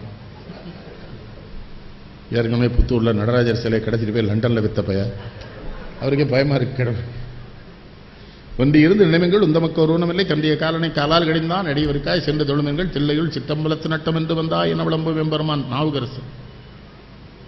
சிதம்பரத்தில் போய் இந்த படியில் ஏறினீங்கனாலே அந்த நடராஜர் கால அவர் வச்சிருக்க கை எப்படிங்கிறமா எப்போ வந்தேன்னு கேட்ட மாதிரி இருக்கு. லண்டனில் கொண்டு விட்டுட்டான் புத்தூர் நடராஜரை. இன்டர்போலில் இந்திரா காந்தி சொல்லி அப்புறம் அதை பிடிச்சி 80 லட்ச ரூபாய்க்கு விற்றுட்டான் அங்கே உண்டு. அவருக்கு நடராஜருக்கு ஒன்றும் தெரியல, வெளிநாட்டுக்கு வந்திருக்கோம் தெரியாது. காலையில் ஓதுவார் வந்து பாடுவான்னு வச்சிருக்காரு அவர். அவன் வாங்கின ஜேம்ஸ் என்ன பண்ணியிருக்கான், 2 ounce பிராந்தியை விட்டு சேஸ் நடராஜன் இருக்கான். அப்போ தான் நடராஜர் சொல்லியிருக்கார், இந்த நைவேத்தியம்லாம் நம்ம ஊரில் வைக்கவே இல்லையே. இந்த பிள்ளை இந்திரா காந்தி மீட்டு ஜெயலலிதாமா தமிழ்நாட்டை முதலமைச்சராக வந்து கொண்டு, ஜெயலலிதாமாவுக்கு என்ன அறிவு தெரியுமா, அந்த நடராஜரை முதல்ல பார்க்கறதுக்கு சிலம்பு செல்வர் மாப்போ சிவஞான கிராமணி அனுப்பிச்சது. அவர் தான் நல்லவர் போய் பார்க்கட்டும். அதனால தான் என்ன சொன்னார், கடவுள் என்ன ஆடை அடியலன் ஆடம்பரங்கள் ஆண்டவன் விரும்புவதில்லை, அங்கொரு கண்ணும் இந்த பாம்பளை கோயிலுக்கு அதுக்கு தானே வரான். அதுக்கே ஐயா போலீஸ்லாம் நிற்க கோயில் வாசல்ல. சினிமா தான் கண்ணதாசனையும் தந்தது, சினிமா தான் சிவாஜியை தந்தது, சினிமா தான் எம்ஜிஆர் சிவாஜிலாம் இப்போ நல்ல தத்துவ பாட்டு இருக்கும், காதெல்லாம் முறையாக காட்டுவாங்க. இப்போ ஒன்றுமே இல்லையே. பொம்பளை பிள்ளை உடுத்தவே மாட்டுக்கு, ஆம்பளை ஃபுல்லாக உடுத்திருக்கானே, என்ன அதை உடுத்த விட மாட்டுக்கான். அந்த சிரேயா உடுத்த மாட்டுக்கு, தமன்னா உடுத்த மாட்டுக்கு, காஜல் அகர்வால் உடுத்த மாட்டுக்கு, அமலாபால் உடுத்த மாட்டுக்கு. அப்போ 70 வயசுக்காரன் எவ்வளோ சங்கடப்படுவோம் ஐயா, ஒரு வேளா அது நினைக்கானுங்களா ஐயா ஒன்றுமே. யார் எதுக்குறீங்க அதை? நம்ம தொலைக்காட்சி ஏன் தெரியுமா பெண்கள் சொல்ல, குழந்தைய வளர்க்கணும்னு நினைச்சிடுவீங்க, தொலைக்காட்சியை விட்டுறணும், வேண்டாம் விட்டு. அது நல்ல கருவி, கை தொலைபேசி நல்ல கருவி, கணிப்பொறியில் நமக்கு உலகம்லாம் கனெக்ட் ஆகுது, பூரா நல்ல எவன் பார்க்க, நல்லது எவன் பார்க்க விடுறான். அதுக்கே காவல்துறையில் சைபர் கிரைம்னு உற்பத்தி பண்ணி வச்சிருக்கான். அவர் படிக்காதவர் தான், அதான் படித்ததனால் அறிவு பெற்றோர் 1000 உண்டு, பாடம் படிக்காத மேதைகளும் பாரியர்கள் உண்டு. அது பெரியவரை நினைச்சிட்டு எழுதினது. வாழை மரம் படித்ததில்லை கனி கொடுக்க மறந்ததா, கார்மிகிலும் கற்றதில்லை மழை தர. ஆனால் பெரியவர்கிட்ட போய் அவர் ஒரு கேரக்டர், அவர்கிட்ட போய் உங்களை பற்றி ஒரு பாட்டு எழுதிட்டு போறான்னு என்ன போயிடுவார் அவர். அவர் அதிகம் கவனிக்க மாட்டார். அப்படியா எழுதியிருக்காரா, சரி போ. அவர் வாழ்க்கை காதலை பற்றி ஒன்றும் இல்லைங்க. நான் பேச நினைப்பதெல்லாம் நீ பேச வேண்டும்னு ஒரு பாட்டு இருக்குல்ல, காதலுக்கு அதை தவிர இனிமேல் எவனுமே பாட்டு எழுத முடியாது. நான் காணும் உலகங்கள் நீ காண வேண்டும், நீ காணும் உலகங்கள் நான் காண வேண்டும். மடி மீது விளையாடும் சேயாக வேண்டும் நீ ஆக வேண்டும் பா. ஆனா அதுக்கு முன்னால என்ன சொல்வா, நான் தாயாக வேண்டும் பா. அதான் காதல்.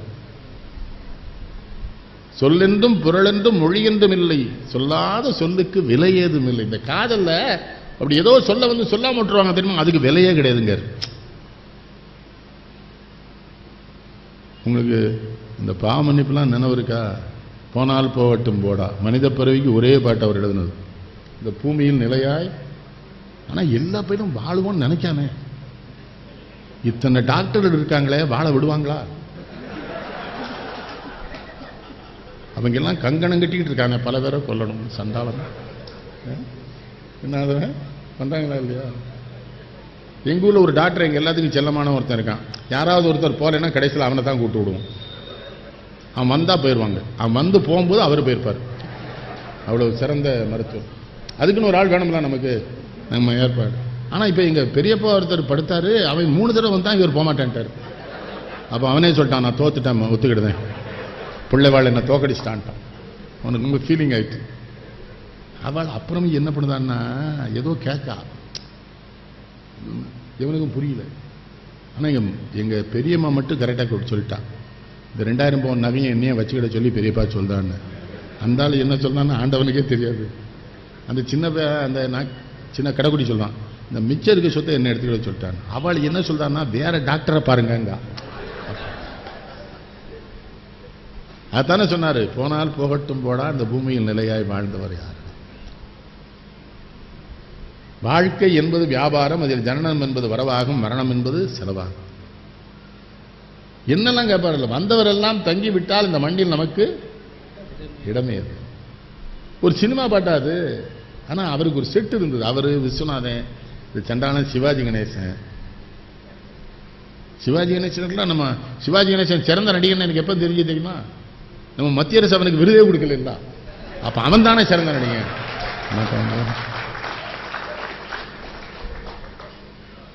கண்ணதாசனுக்கு விருது கொடுத்தா மத்திய அரசு. ஆனா அவருடைய குழந்தையை பற்றிய பாடலை தான் 18 மொழியில் முதல்ல மொழிபெயர்த்தது மத்திய அரசு. மழை கூட சில நாளில் தேனாகலாம், மணல் கூட சில நாளில் பொன்னாகலாம், ஆனாலும் அவையாவும் நீயாகுமா அம்மா என்று அழைக்கின்ற சேயாகுமான்னு பாரு. சிங்கார புன்னகை சங்கீத வேணி மேதுக்குமான்னு மகாதேவியில் எழுதுவார. அப்போ இந்த போனால் போட்டு மட்டும் வரிசையா பார்த்துவார். எலும்புக்கும் சதைக்கும் மருத்துவம் கண்டேன், இதற்கு ஒரு மருத்துவம் கண்டேனா, இருந்தால் அவளை எரியும் நெருப்பில் எரிய விடுவேனா. அப்பதான் வாழ்க்கை என்பது வியாபாரம். இன்னொன்னு கேட்பாரு, கோர்ட்டுக்கு போனா ஜெயிக்க மாட்டான்னு கேட்காரு. வக்கீல் உட்கார்ந்துருக்கான் என் மகன் ஜெயகோபால். நான் வக்கீல்கள்லாம் நல்லவங்க. ஒரு தடவை சொர்க்கத்துக்கு நரகத்துக்கு இடையில இருக்கிற செவரு இடிஞ்சு விழுந்துட்டான். உடனே சொர்க்கத்து தலைவன் நரகத்து தலைவன் சண்டை போட்டிருக்கான், கெட்டி குடியில்னா கேஸ் போட்டுருவேன்னு. இப்ப நரகத்து தலைவன் சொன்னா வக்கீல் பூரா இங்கே இல்லாதே இருக்கான், அது எப்படி கேஸ் போடுவேன்?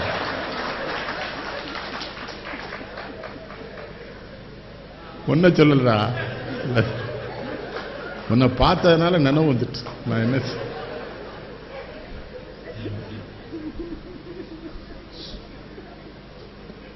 எவனா இந்த கேள்வி கேட்க முடியுமா? இறைவன்கிட்ட போய் என்ன கேட்பாரு? 2 மனம் வேண்டும் இறைவனிடம் கேட்டு, நினைத்து வாழ ஒன்று, மறந்து வாழ ஒன்று. இரவும் பகலும் 2ஆனார், இன்பமும் துன்பமும் இன்றானார், வரவும் செலவும் 2ஆனார். அது வாழ்க்கை. அது எப்படி எல்லாம் 2ஆக்குறேல்ல? அப்ப என் மனசையும் 2ஆ? என்ன சிந்தனை அது? அது என்ன சொல்றார்? நீங்க அப்படியே சொல்றாரு, அதுக்குள்ள என்ன செய்தி வைக்கிறான்னா, இதே மனதை 2க்கும், இத்தனையும் தந்த இறைவன் இதே மனதை 2க்கும் பயன்படுத்திக் கொள்வதற்கு நம்மை பணிக்கின்றான் அர்த்தம். 2யும் வாங்கிக்கணும். நன்றாங்கால் நல்லவா காணவர், அண்டாங்கால் அல்ல. வள்ளுவர் சொல்றாரு, நல்லது நடக்கும் போதெல்லாம் மகிழ்ச்சியா இருந்தேலடா. ஆமா, அது கடவுள் தானே கொடுத்தான். அப்ப அல்லது நடக்குன்னு வச்சுக்கேன், அப்பயும் மகிழ்ச்சியா இருக்கு. கடவுள் கொடுத்தன்னு வாங்கிக்கேன். இவன் பூரா மோசமான போயிடுவா. 5 லட்ச ரூபா வந்த உடனே பிள்ளையார்கிட்ட சொல்லவே மாட்டேங்கானே. ஒரு வாரம் கழிச்சு அது ராபரி நடந்துட்டு உடனே பிள்ளையார் போய், நம்ம எத்தனை தடவை கும்பிடுது, எத்தனை தேங்கா போட்டிருப்பேன், தேயில போவா 5 லட்ச ரூபாய் போயிட்டாங்க. பிள்ளையார் சொல்ல கொடுத்தோம்ல, அப்பன்னு சொன்னால இங்க வந்து போனவனை மட்டும் சொல்லுது, அது நான் தான் பிடுங்கினேங்கிற. அதனால நீங்க காவல்துறை வந்து பிள்ளையார் மேல தான் நடவடிக்கை எடுக்க முடியும். யார் அவர் தான் ஏற்பாடே பண்ணியிருக்காரு அந்த பேட்டு புடுங்க சொல்லி. நான் உங்கள்கிட்ட கேட்கிறேன், இன்பமா இருக்கும்ல? எத்தனை பேர் கடவுள்கிட்ட போய் சொல்லி நான் நல்லா இருக்கிறேன், நான் தினசரி காலையில் எரிச்ச உடனே எங்க அம்மிட்ட சொன்னேன் நல்லா இருக்கேன், நிம்மதியா இருக்கேன், இன்னைக்கு கன்னியாகுமரிக்கு போறேன், நீ என் கூட இருக்கணும். நான் என்ன கருதுவேன் தெரியுமா? ஒரு மேடைக்கு வரும்போது எனக்கு முன்னால் எங்கள் அம்மா காந்திமதி இந்த நாற்காலில் வந்து உட்கார்ந்துருவா, நான் அவள் மடியில் உட்கார்ந்து அவள் குழந்தையா பேசுகிறேங்கனால தான் அவன் என் கூட இருப்பான். நம்புங்க. சர்ச்சுக்கு போனால் நம்பி கும்பிடு கர்த்தரை. எந்த கோயிலுக்கும் அல்லாஹ் தஆலா தொழுது என்ன தொழுன்னு ஒழுங்கா நடத்த அந்த தொழுகை. சாமி கும்பிட்டு இருக்கும்போது என்ன இடவெல்லாமா நினைக்கானே. ஐந்து கரத்தனை யானை முகத்தனை இந்தின் இழம்பிரை போலும் எயிற்றனை நந்தி மகந்தனை ஞான கொழுந்தினை. மாப்பிள செருப்பு பத்திரமா இருக்குமா இல்லைன்னு கேட்கும். ஏன் மூதேவி அந்த ஒரு பாட்டை முடிச்சிட்டாது கேள. முக்கா பாட்டிலே செருப்புனா 499 ரூபா 99 பைசாக்கு பேட்டால செருப்பு வாங்கியிருக்கான். பிள்ளையார் என்ன சொல்றாரு? அந்த செருப்பாலே அடிச்ச அந்த நாயை விரட்டுங்கடா. இவன் அயோக்கிய என்ன சொல்ல தெரியுதா? நான் கோயிலுக்கு திருவிழா காலங்களில் கோயிலுக்கு போக மாட்டேன் ஐயா. திருவிழா இல்லாத நான் 2 பேரும் எங்கள் அப்பனையும் அம்மையும் நல்லா தரிசிக்க முடியும். போய் கும்பிட்டு ஒன்றுமே கேட்க மாட்டேன். நான் நல்லா இருக்கேன், என்னோடே இருங்க, என்னை சடன்னா தூக்கிடுங்க. படுத்துடக்கூடாது. படுத்தா எல்லா சொந்தமும் நமக்கு தெரிஞ்சிருமே. 10 நாள் படுத்தா பொண்டாட்டி யாருன்னு தெரிஞ்சிடும். பக்கத்து வீட்டுக்காரி கேப்பா, என்ன மைனி எப்படி இருக்காவா? ஒன்றும் தெரியலம்பா. இவா ஒன்றும் தெரியலன்னா சண்டால். பிள்ளை என்ன கேட்பான்? எங்கள் அப்பா எதுலையுமே லேட்டு தான் மாமா. அவன் அந்த போய் ஒரு பாயிண்ட் வச்சிருக்கான், அவள் எதுலையுமே லேட்டு, சீக்கிரம் போக மாட்டாருன்னு. படுத்தவே கூடாது. அவங்கள்ட்ட என்ன சொன்னேன்? கடவுள்கிட்ட வேண்டு, வேற ஒன்றும் வேண்டாங்க, நிம்மதியத்தா. கோடி கணக்கில் பணம் இருக்கும் வச்சிருக்கோம், எத்தனை பேர் நிம்மதியா இருக்கான்னு சொல்லு. நீ எத்தனை கோடி பணம் இருந்தாலும் நிம்மதி வேண்டும் வேட்டிலேன்னு எழுதுவார் ஒரு படத்துல. எவ்வளவு பணம் இருந்த என்னத்துக்கு? எத்தனை பேர் தூங்காம இருக்கான் தெரியுமா? துட்டு வந்தாலும் தூக்கம் போயிடும். அதவன் கோடிக்கணக்கில் வந்துட்டு வச்சுக்க, பொண்டாட்டியே கொன்றுவாளன்னு சந்தேகத்தில் படுத்திருப்பான். அதனால பொண்டாட்டி என்ன சொல்ல, நீ அந்த ரூம்ல படுத்துக்கிட்டேங்க. அவ என்ன சொல்றா, உன்னை கொல்லணும் தானே உன் கூட படுக்கணும்னு நினைக்க, என்ன நீ தடுத்துக்கிட்டே இருக்கேன்னு அவன் நினைப்பா. பணம் கொன்னுரும். ஒரு சாமியார் காட்டுக்குள்ளேருந்து ஓடி வந்திருக்காரு வேகமா. ஆட்கொல்லி இருக்கு வந்திருக்காரு. 2 பயிலும் எதுக்கு போயிருக்கான், என்ன சாமின்னு இருக்கான். ஆட்கொல்லி இருக்குடான்னு இருக்கான். என்ன ஆட்கொல்லிங்காரு சாமியார்ட்டு இவன் 2 பேரும் காட்டுக்குள்ளே போயிட்டான். ஒரு 3 கிலோமீட்டர் போன அப்புறம் பார்த்தா ஒரு பானை இருந்திருக்கு. பானையை உடைச்சா பூரா தங்கம். 2 பேரும் சொல்லிட்டான், சாமியார் முட்டாப்ப என்னெல்லாம் ஆட்கொல்லிங்கான்ட்டு 2 பேரும் ஒரு முடிவு பண்ணிட்டான். மாப்பிள்ளை இப்போ எடுத்துகிட்டு போனால் ஊரில் எல்லா பேருக்கும் தெரிஞ்சிடும், நாங்கள் தகிக்கிறேன், நீ போய் சாப்பிட்டுட்டு எனக்கு சாப்பாடு வேண்டாம், ராத்திரி 12 மணிக்கு தூக்கிட்டு போயிடும்ட்டான். அவன் போய் சாப்பிட்டான், சாப்பாடு வாங்கிட்டான் இவனுக்கு. அப்போ தான் அவனுக்கு ஒரு யோசனை தோணுச்சு, அந்த பையலுக்கு எதுக்கு பங்கு கொடுக்கணும்னு. சாப்பாட்டில் விஷத்தை கலந்துட்டான். இந்த பையன் காட்டுக்குள்ளே என்னவனா நல்ல மரத்தடி ஒன்று தூக்கி வச்சுக்கிட்டான். வந்து சட்டியை சாப்பாடு சட்டியை குனி வைக்கும்போது ஒரே அடியில் இவனை கொண்டுருன்னு போனான். இவன் சாப்பாடை கொண்டு வச்சுடி குனிஞ்சாலும் இவன் அடித்தான், அவன் செத்தான். இவன் சாப்பிட்டான், இவன் செத்தான். சாமியார் சொன்னார், ஆட்கொல்லி இருக்குன்னு சொன்னனடா சண்டாளங்களா. 2 பேரும் கேட்காம போய் செத்துட்டேல, பணம் கொன்னுரும். இந்த அண்ணன் என்னடா தம்பி என்னடா அவசரம், ஏன் எழுதினாரு? உறவெல்லாம் தப்பு. நான் இவ்வளவு பெரிய ஆளானதை எங்க ஊர்ல எத்தனை பேர் செத்து போயிருக்கான் தெரியுமா? கூட்டமானச்சு இன்னும் போயிட்டு இருக்கிய. சாப்பிட்டா ஜீரணமாகுதா? பிபி இல்லை, என்னன்னாச்சு? சுகரு இல்லை, நல்லா இருக்கே, ரொம்ப நன்றி. அதிகாரியா வட்டாட்சியருக்கு வேலை இருக்கும். ஆனால் இதில் ஒரு இயேசுநாதர் சொன்னது ஒன்று இவங்க பின்பற்ற மாட்டேங்காங்க. இயேசுநாதர் எங்கே போனாலும் தாழ்மையான இடத்தில் உட்கார்ந்து கொள்ளுங்கார். எதுக்கு தெரியுமா? பிடிக்காம எந்திரிச்சு போனாலும் ஒருத்தனுக்கும் தெரியாது. நான் எங்கே போனாலும் பின்வரிசையில் தான் இருப்பையா. ஏன் தெரியுமா? நம்ம நினைக்குமா எந்திரிச்சு போகலாம். ஏன்னா சில வயா தமிழை வச்சு என்னை கொல்லுவான். நான் முன்னோர் சேர்ந்து சாக முடியாது. இயேசுநாதர் சொன்ன மாதிரி பின்னால் போய் உட்காந்துருக்க தாழ்மையாலாம் பிரச்சனை இல்லை. நினைச்சா என்ன எந்திரிச்சு போயிடலாம். இது மாதிரி சிலது முன்னோரிசையில் இருந்தால் பெரிய சங்கடம். நம்மளே 30 தடவை சொல்லுவான், ஐயா சொன்ன மாதிரி, ஐயா சொன்ன மாதிரி. ஏதோ அதிகாரிகளுக்கு வேலை இருக்கும். வட்டாட்சியர் என்ன இது ஒரு சங்கடம். என்ன மாதிரி கலைஞர்களால் இதை தாங்க முடியாது. இந்த முன்வரிசையிலேருந்து எந்திரிச்சு போனோன்னு வைங்களேன், எங்களுக்கு சரியா இருக்காதுல்ல. சப் கலெக்டர்கிட்ட சொல்லுங்க, எங்களுக்கு சரியா இருக்காது. நாங்கள் என்ன பண்ண, நீங்கள் கலெக்டர் அதிகாரி, நான் தமிழறிஞன்ல, அப்போ எனக்குன்னு ஒரு மரியாதை, எனக்குன்னு ஒரு மானம், அது டிஸ்டர்ப் ஆயிடும் சபையில். நன்னாக நப்பூதன் நப்பசலை ஒக்கூர் மாசாத்தி ஒன் சாத்தன் சிலம்படுத்த தக்கோனனுங்க தமிழ் கொல்லவன் கம்பன் வார்த்தை தமிழுக்கு வழங்கும் கவிவேந்தன் கம்பன் கவி காழமேகம் எனும் வம்பன் அப்படியே அடுக்குவான் தமிழ் புலவர்களை. கண்ணதாசன்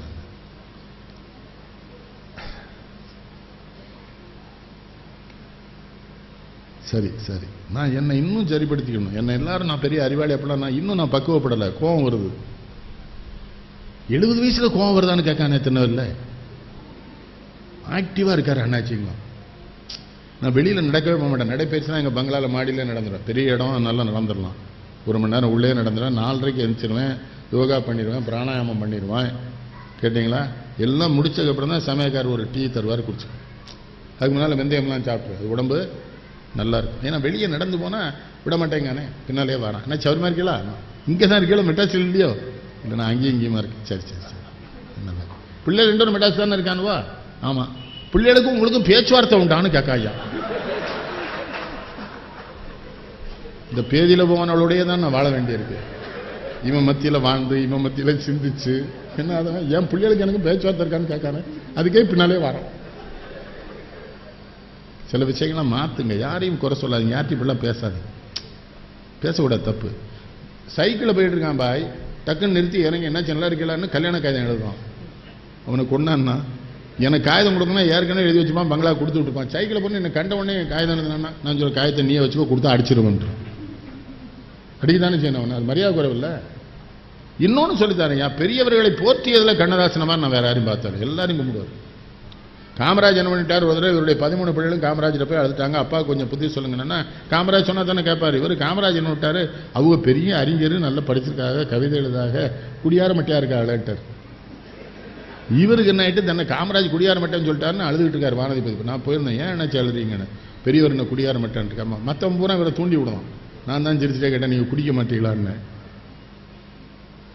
என்ன பெரிய குழந்தை, ஒரு பச்சை குழந்தை, ஒரு கள்ளமே கிடையாது. பிள்ளைவாழ்னாரு, நீங்க குடிக்க மாட்டீங்களான்னு. குடிப்பேன், அதுதானே சொல்லியிருக்காருன்னு சிரிச்சிட்டாரு. குடியார மாட்டேன்னு நம்ம தென்பாண்டி வார்த்தை பார்த்தியா, அவரும் விருதுநெல்ல பிறந்து வரல, என்னை எவ்வளவு ரசிச்சு சொல்லியிருக்காருங்க. அதுக்கப்புறம் நானும் வெறும் போயாச்சு பெரியவர்கிட்ட. பெரியவர் கேட்காரு, வாங்க வாங்க கவிஞர் வாங்க வாங்க, நீ என்ன பார்த்து. அது வேறு அவர்கிட்ட சங்கடம். அந்த பெரியவர்கிட்ட, நீ எங்க வந்த, எங்க திருநெல்வேலிருந்து 25 ரூபா ரயிலுக்கு செலவழிச்சு அந்த உட்டன்ஸ்ல ரூம் போட்டிருப்பேன், அதுக்கு 25 ரூபா செலவு. அம்மா அப்பாட்ட தானே வாங்கிட்டு வந்திருக்கேன், உன்னை எத்தனை தடவை சொல்லிக்க முடியும், வாங்க வராதேன்னு சொல்லியிருக்கேன். இல்லை நான் உங்களை பார்க்கத்தான் வந்தேன், பார்த்துட்டு எல்லாம் போங்க. கண்ணதாசன் சொன்னார், நான் தான் கூப்பிட்டு வந்தேன். இந்த என்ன அவர் பெரியவர் சொல்லிட்டாரு, குடியார மாட்டேன்னு சொன்னு வருத்தப்பட்டாரோ. கவிஞர் காலில் விழுந்து கும்பிட்டாரு, இல்லையா எத்தனையோ புலவர்கள் மன்னர்கள்ட்ட இருந்து சன்மானம் வாங்கியிருப்பான், உங்கள்கிட்ட இருந்து எனக்கு கிடைச்ச சன்மானம் பட்டம் என்ன தெரியுமா, குடியார மட்டங்கிறத நான் பட்டமா கருதுறேன், உங்கள்கிட்ட நான் வருத்தப்பட மாட்டேன்னு காமராஜ் சொன்னேன். ஏன் நீங்க இப்ப கல்யாணம் ஆயிட்டு குழந்தை பிறந்தாச்சு அப்படின்னா என்ன ஆகும்? ஒரு கணவனுக்கு குழந்தை பிறந்தனால மனைவியோட தான் பேச முடியுதுன்னு வருத்தம்.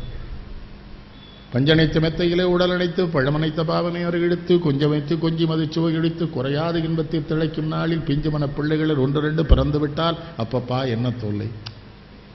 அதுவரைக்கும் மனையாவாள் அன்னையாகி அடுத்தபடிதான் என்னை கவனிக்கின்றாள். இதுவரைக்கும் இது போகும், குழந்தை தின்ற மீதி தரும் வரைக்கும் அதுவரைக்கும் பசி என்பேன், அம்மா என்பேன், அழுகிறது குழந்தை சற்று பொறுப்பேன். மது வரைக்கும் இதழாளின் முத்தம் கூட மக்களுக்கு முதலில், பின் எனக்கும் கொஞ்சம். எது குழந்தை பிறந்தனால என்ன சங்கடம்? குழந்தைக்கு சாப்பாடு வைப்பான், இவனுக்கு வைக்க மாட்டான். தட்டறிந்து மகவுக்கே சாதமென கேட்டால் தான் வரும் சொல்லிட்டு சொல்றாரு. மனை வாழ்க்கையில குழந்தை ஒரு தொல்லைங்கிறார். நள்ளிரவில் பிள்ளையெல்லாம் தூங்கும் போது நடத்திடுவோம் சுகப்பாடம் என நினைந்து வெள்ளமனை மாதரசின் அருகில் சென்று மெய்திண்டி அழைத்திடுவேன், அவளும் உள்ளம் உள்ளவள் நான் ஆகையினால் எழுவாள் பிள்ளை துள்ளி எழும் ஓலமிடும் தோல்வி தோல்வி.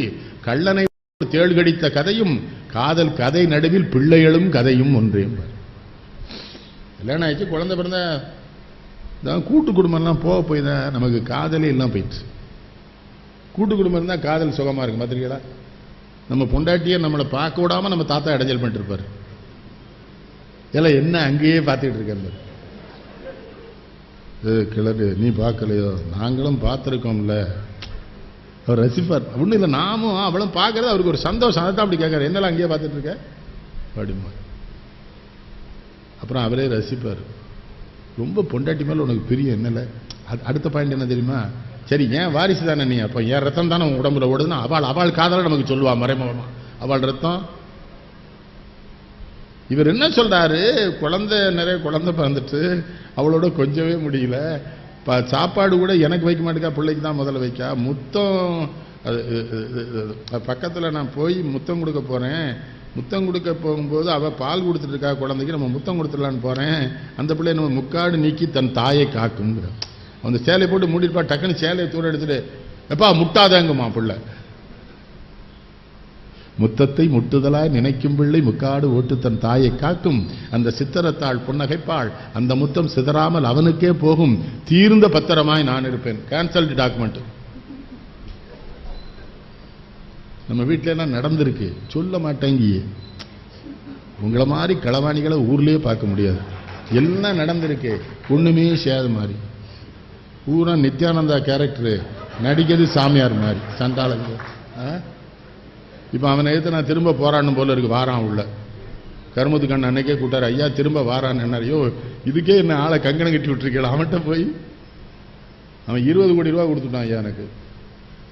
எங்க வீட்டில் 4 நாயை அமுத்து விட்டேன். முதலியார் ஓடிட்டார், போய் அவன் யோசிச்சு பாருங்க. அப்போ ஒரு காதல் எப்படி சொல்றாரு பாருங்க.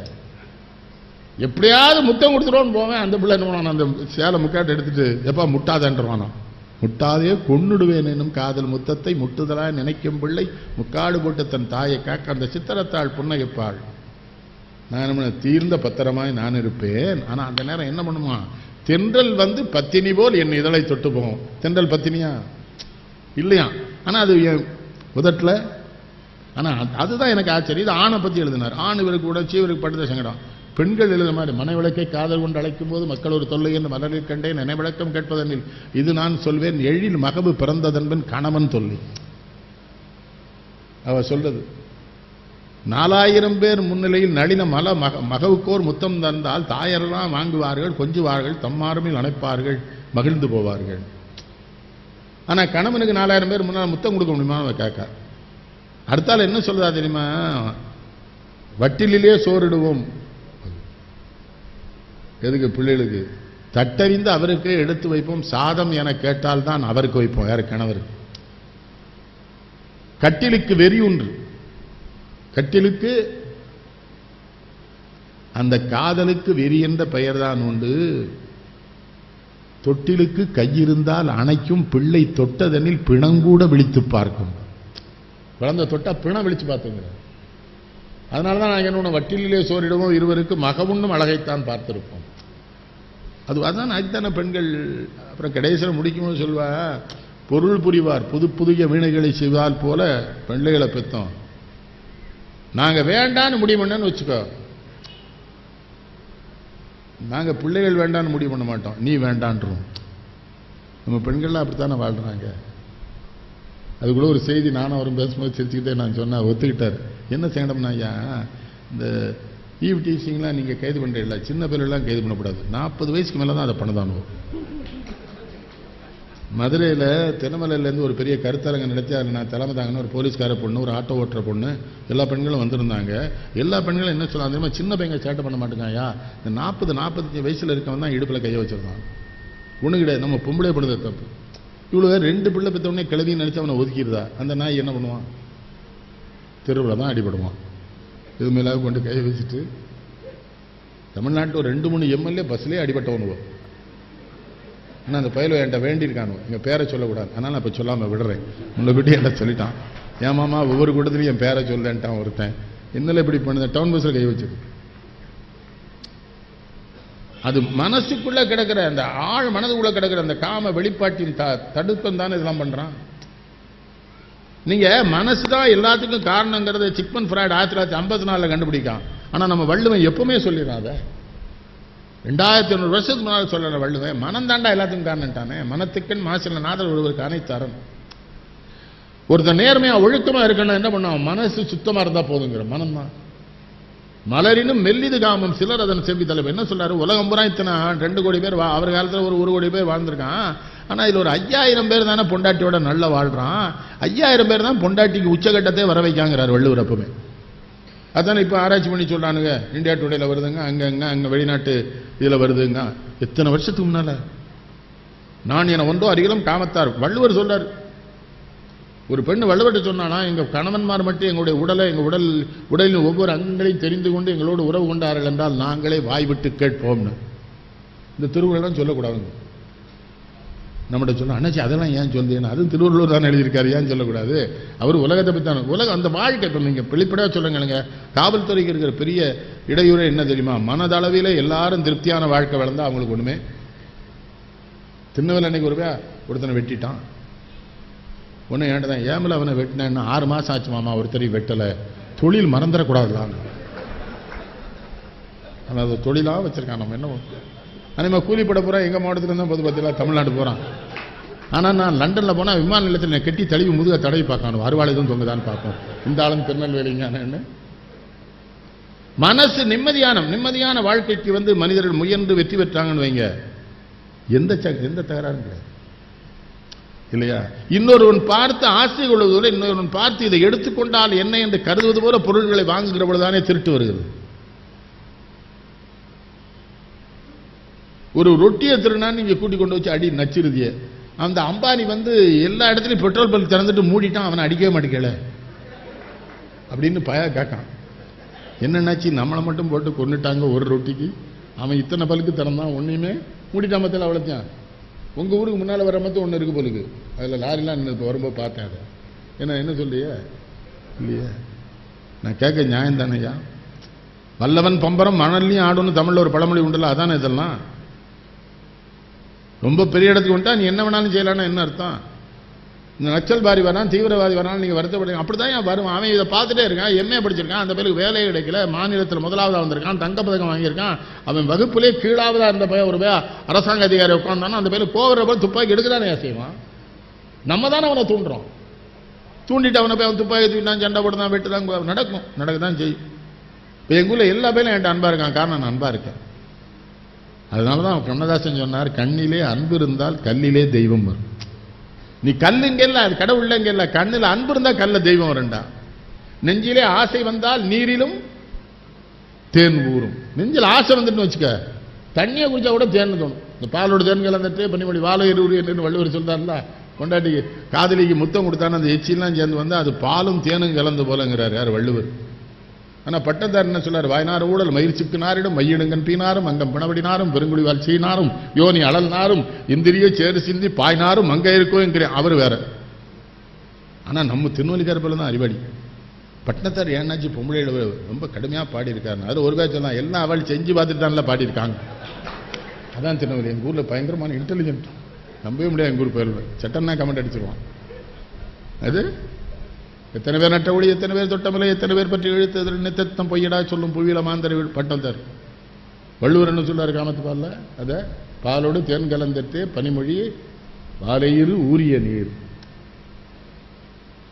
அதை பூரா வாங்கினவர் தானே கண்ணதாசன். என்ன யார் என்று எண்ணி எண்ணி நீ பார்க்கிறா, இது யார் பாடும் பாடல் என்று நீ கேட்கிறா, நான் உனக்காக.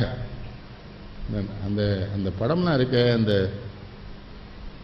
அது என்ன படம்? அது பாலும் பழம். பாலும் பழமும் கைகளிலேந்தி பவழவாயில் புன்னகை சிந்தி கோல மயில் போல் நீ வருவாயே கொஞ்சம் கிழிய அமைதி கொள்வாய். முதல் இரவுன்னு சொன்னாலே வருத்தப்படுதானே. அது எல்லா பயலுக்கும் முதல் இரவு இருந்து இல்ல, வித்தியாசமா இருந்திருக்கும், ஒவ்வொருத்தனுக்கும் ஒரு மாதிரி இருந்திருக்கும்.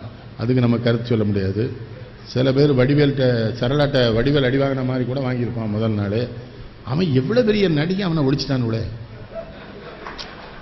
எனக்கு தெரிஞ்சு தமிழ்நாட்டில் எல்லா பணக்கார விட்டுப்படி ரசிக்கிற ஒரே நகைச்சுவை நடி அவன் தான்.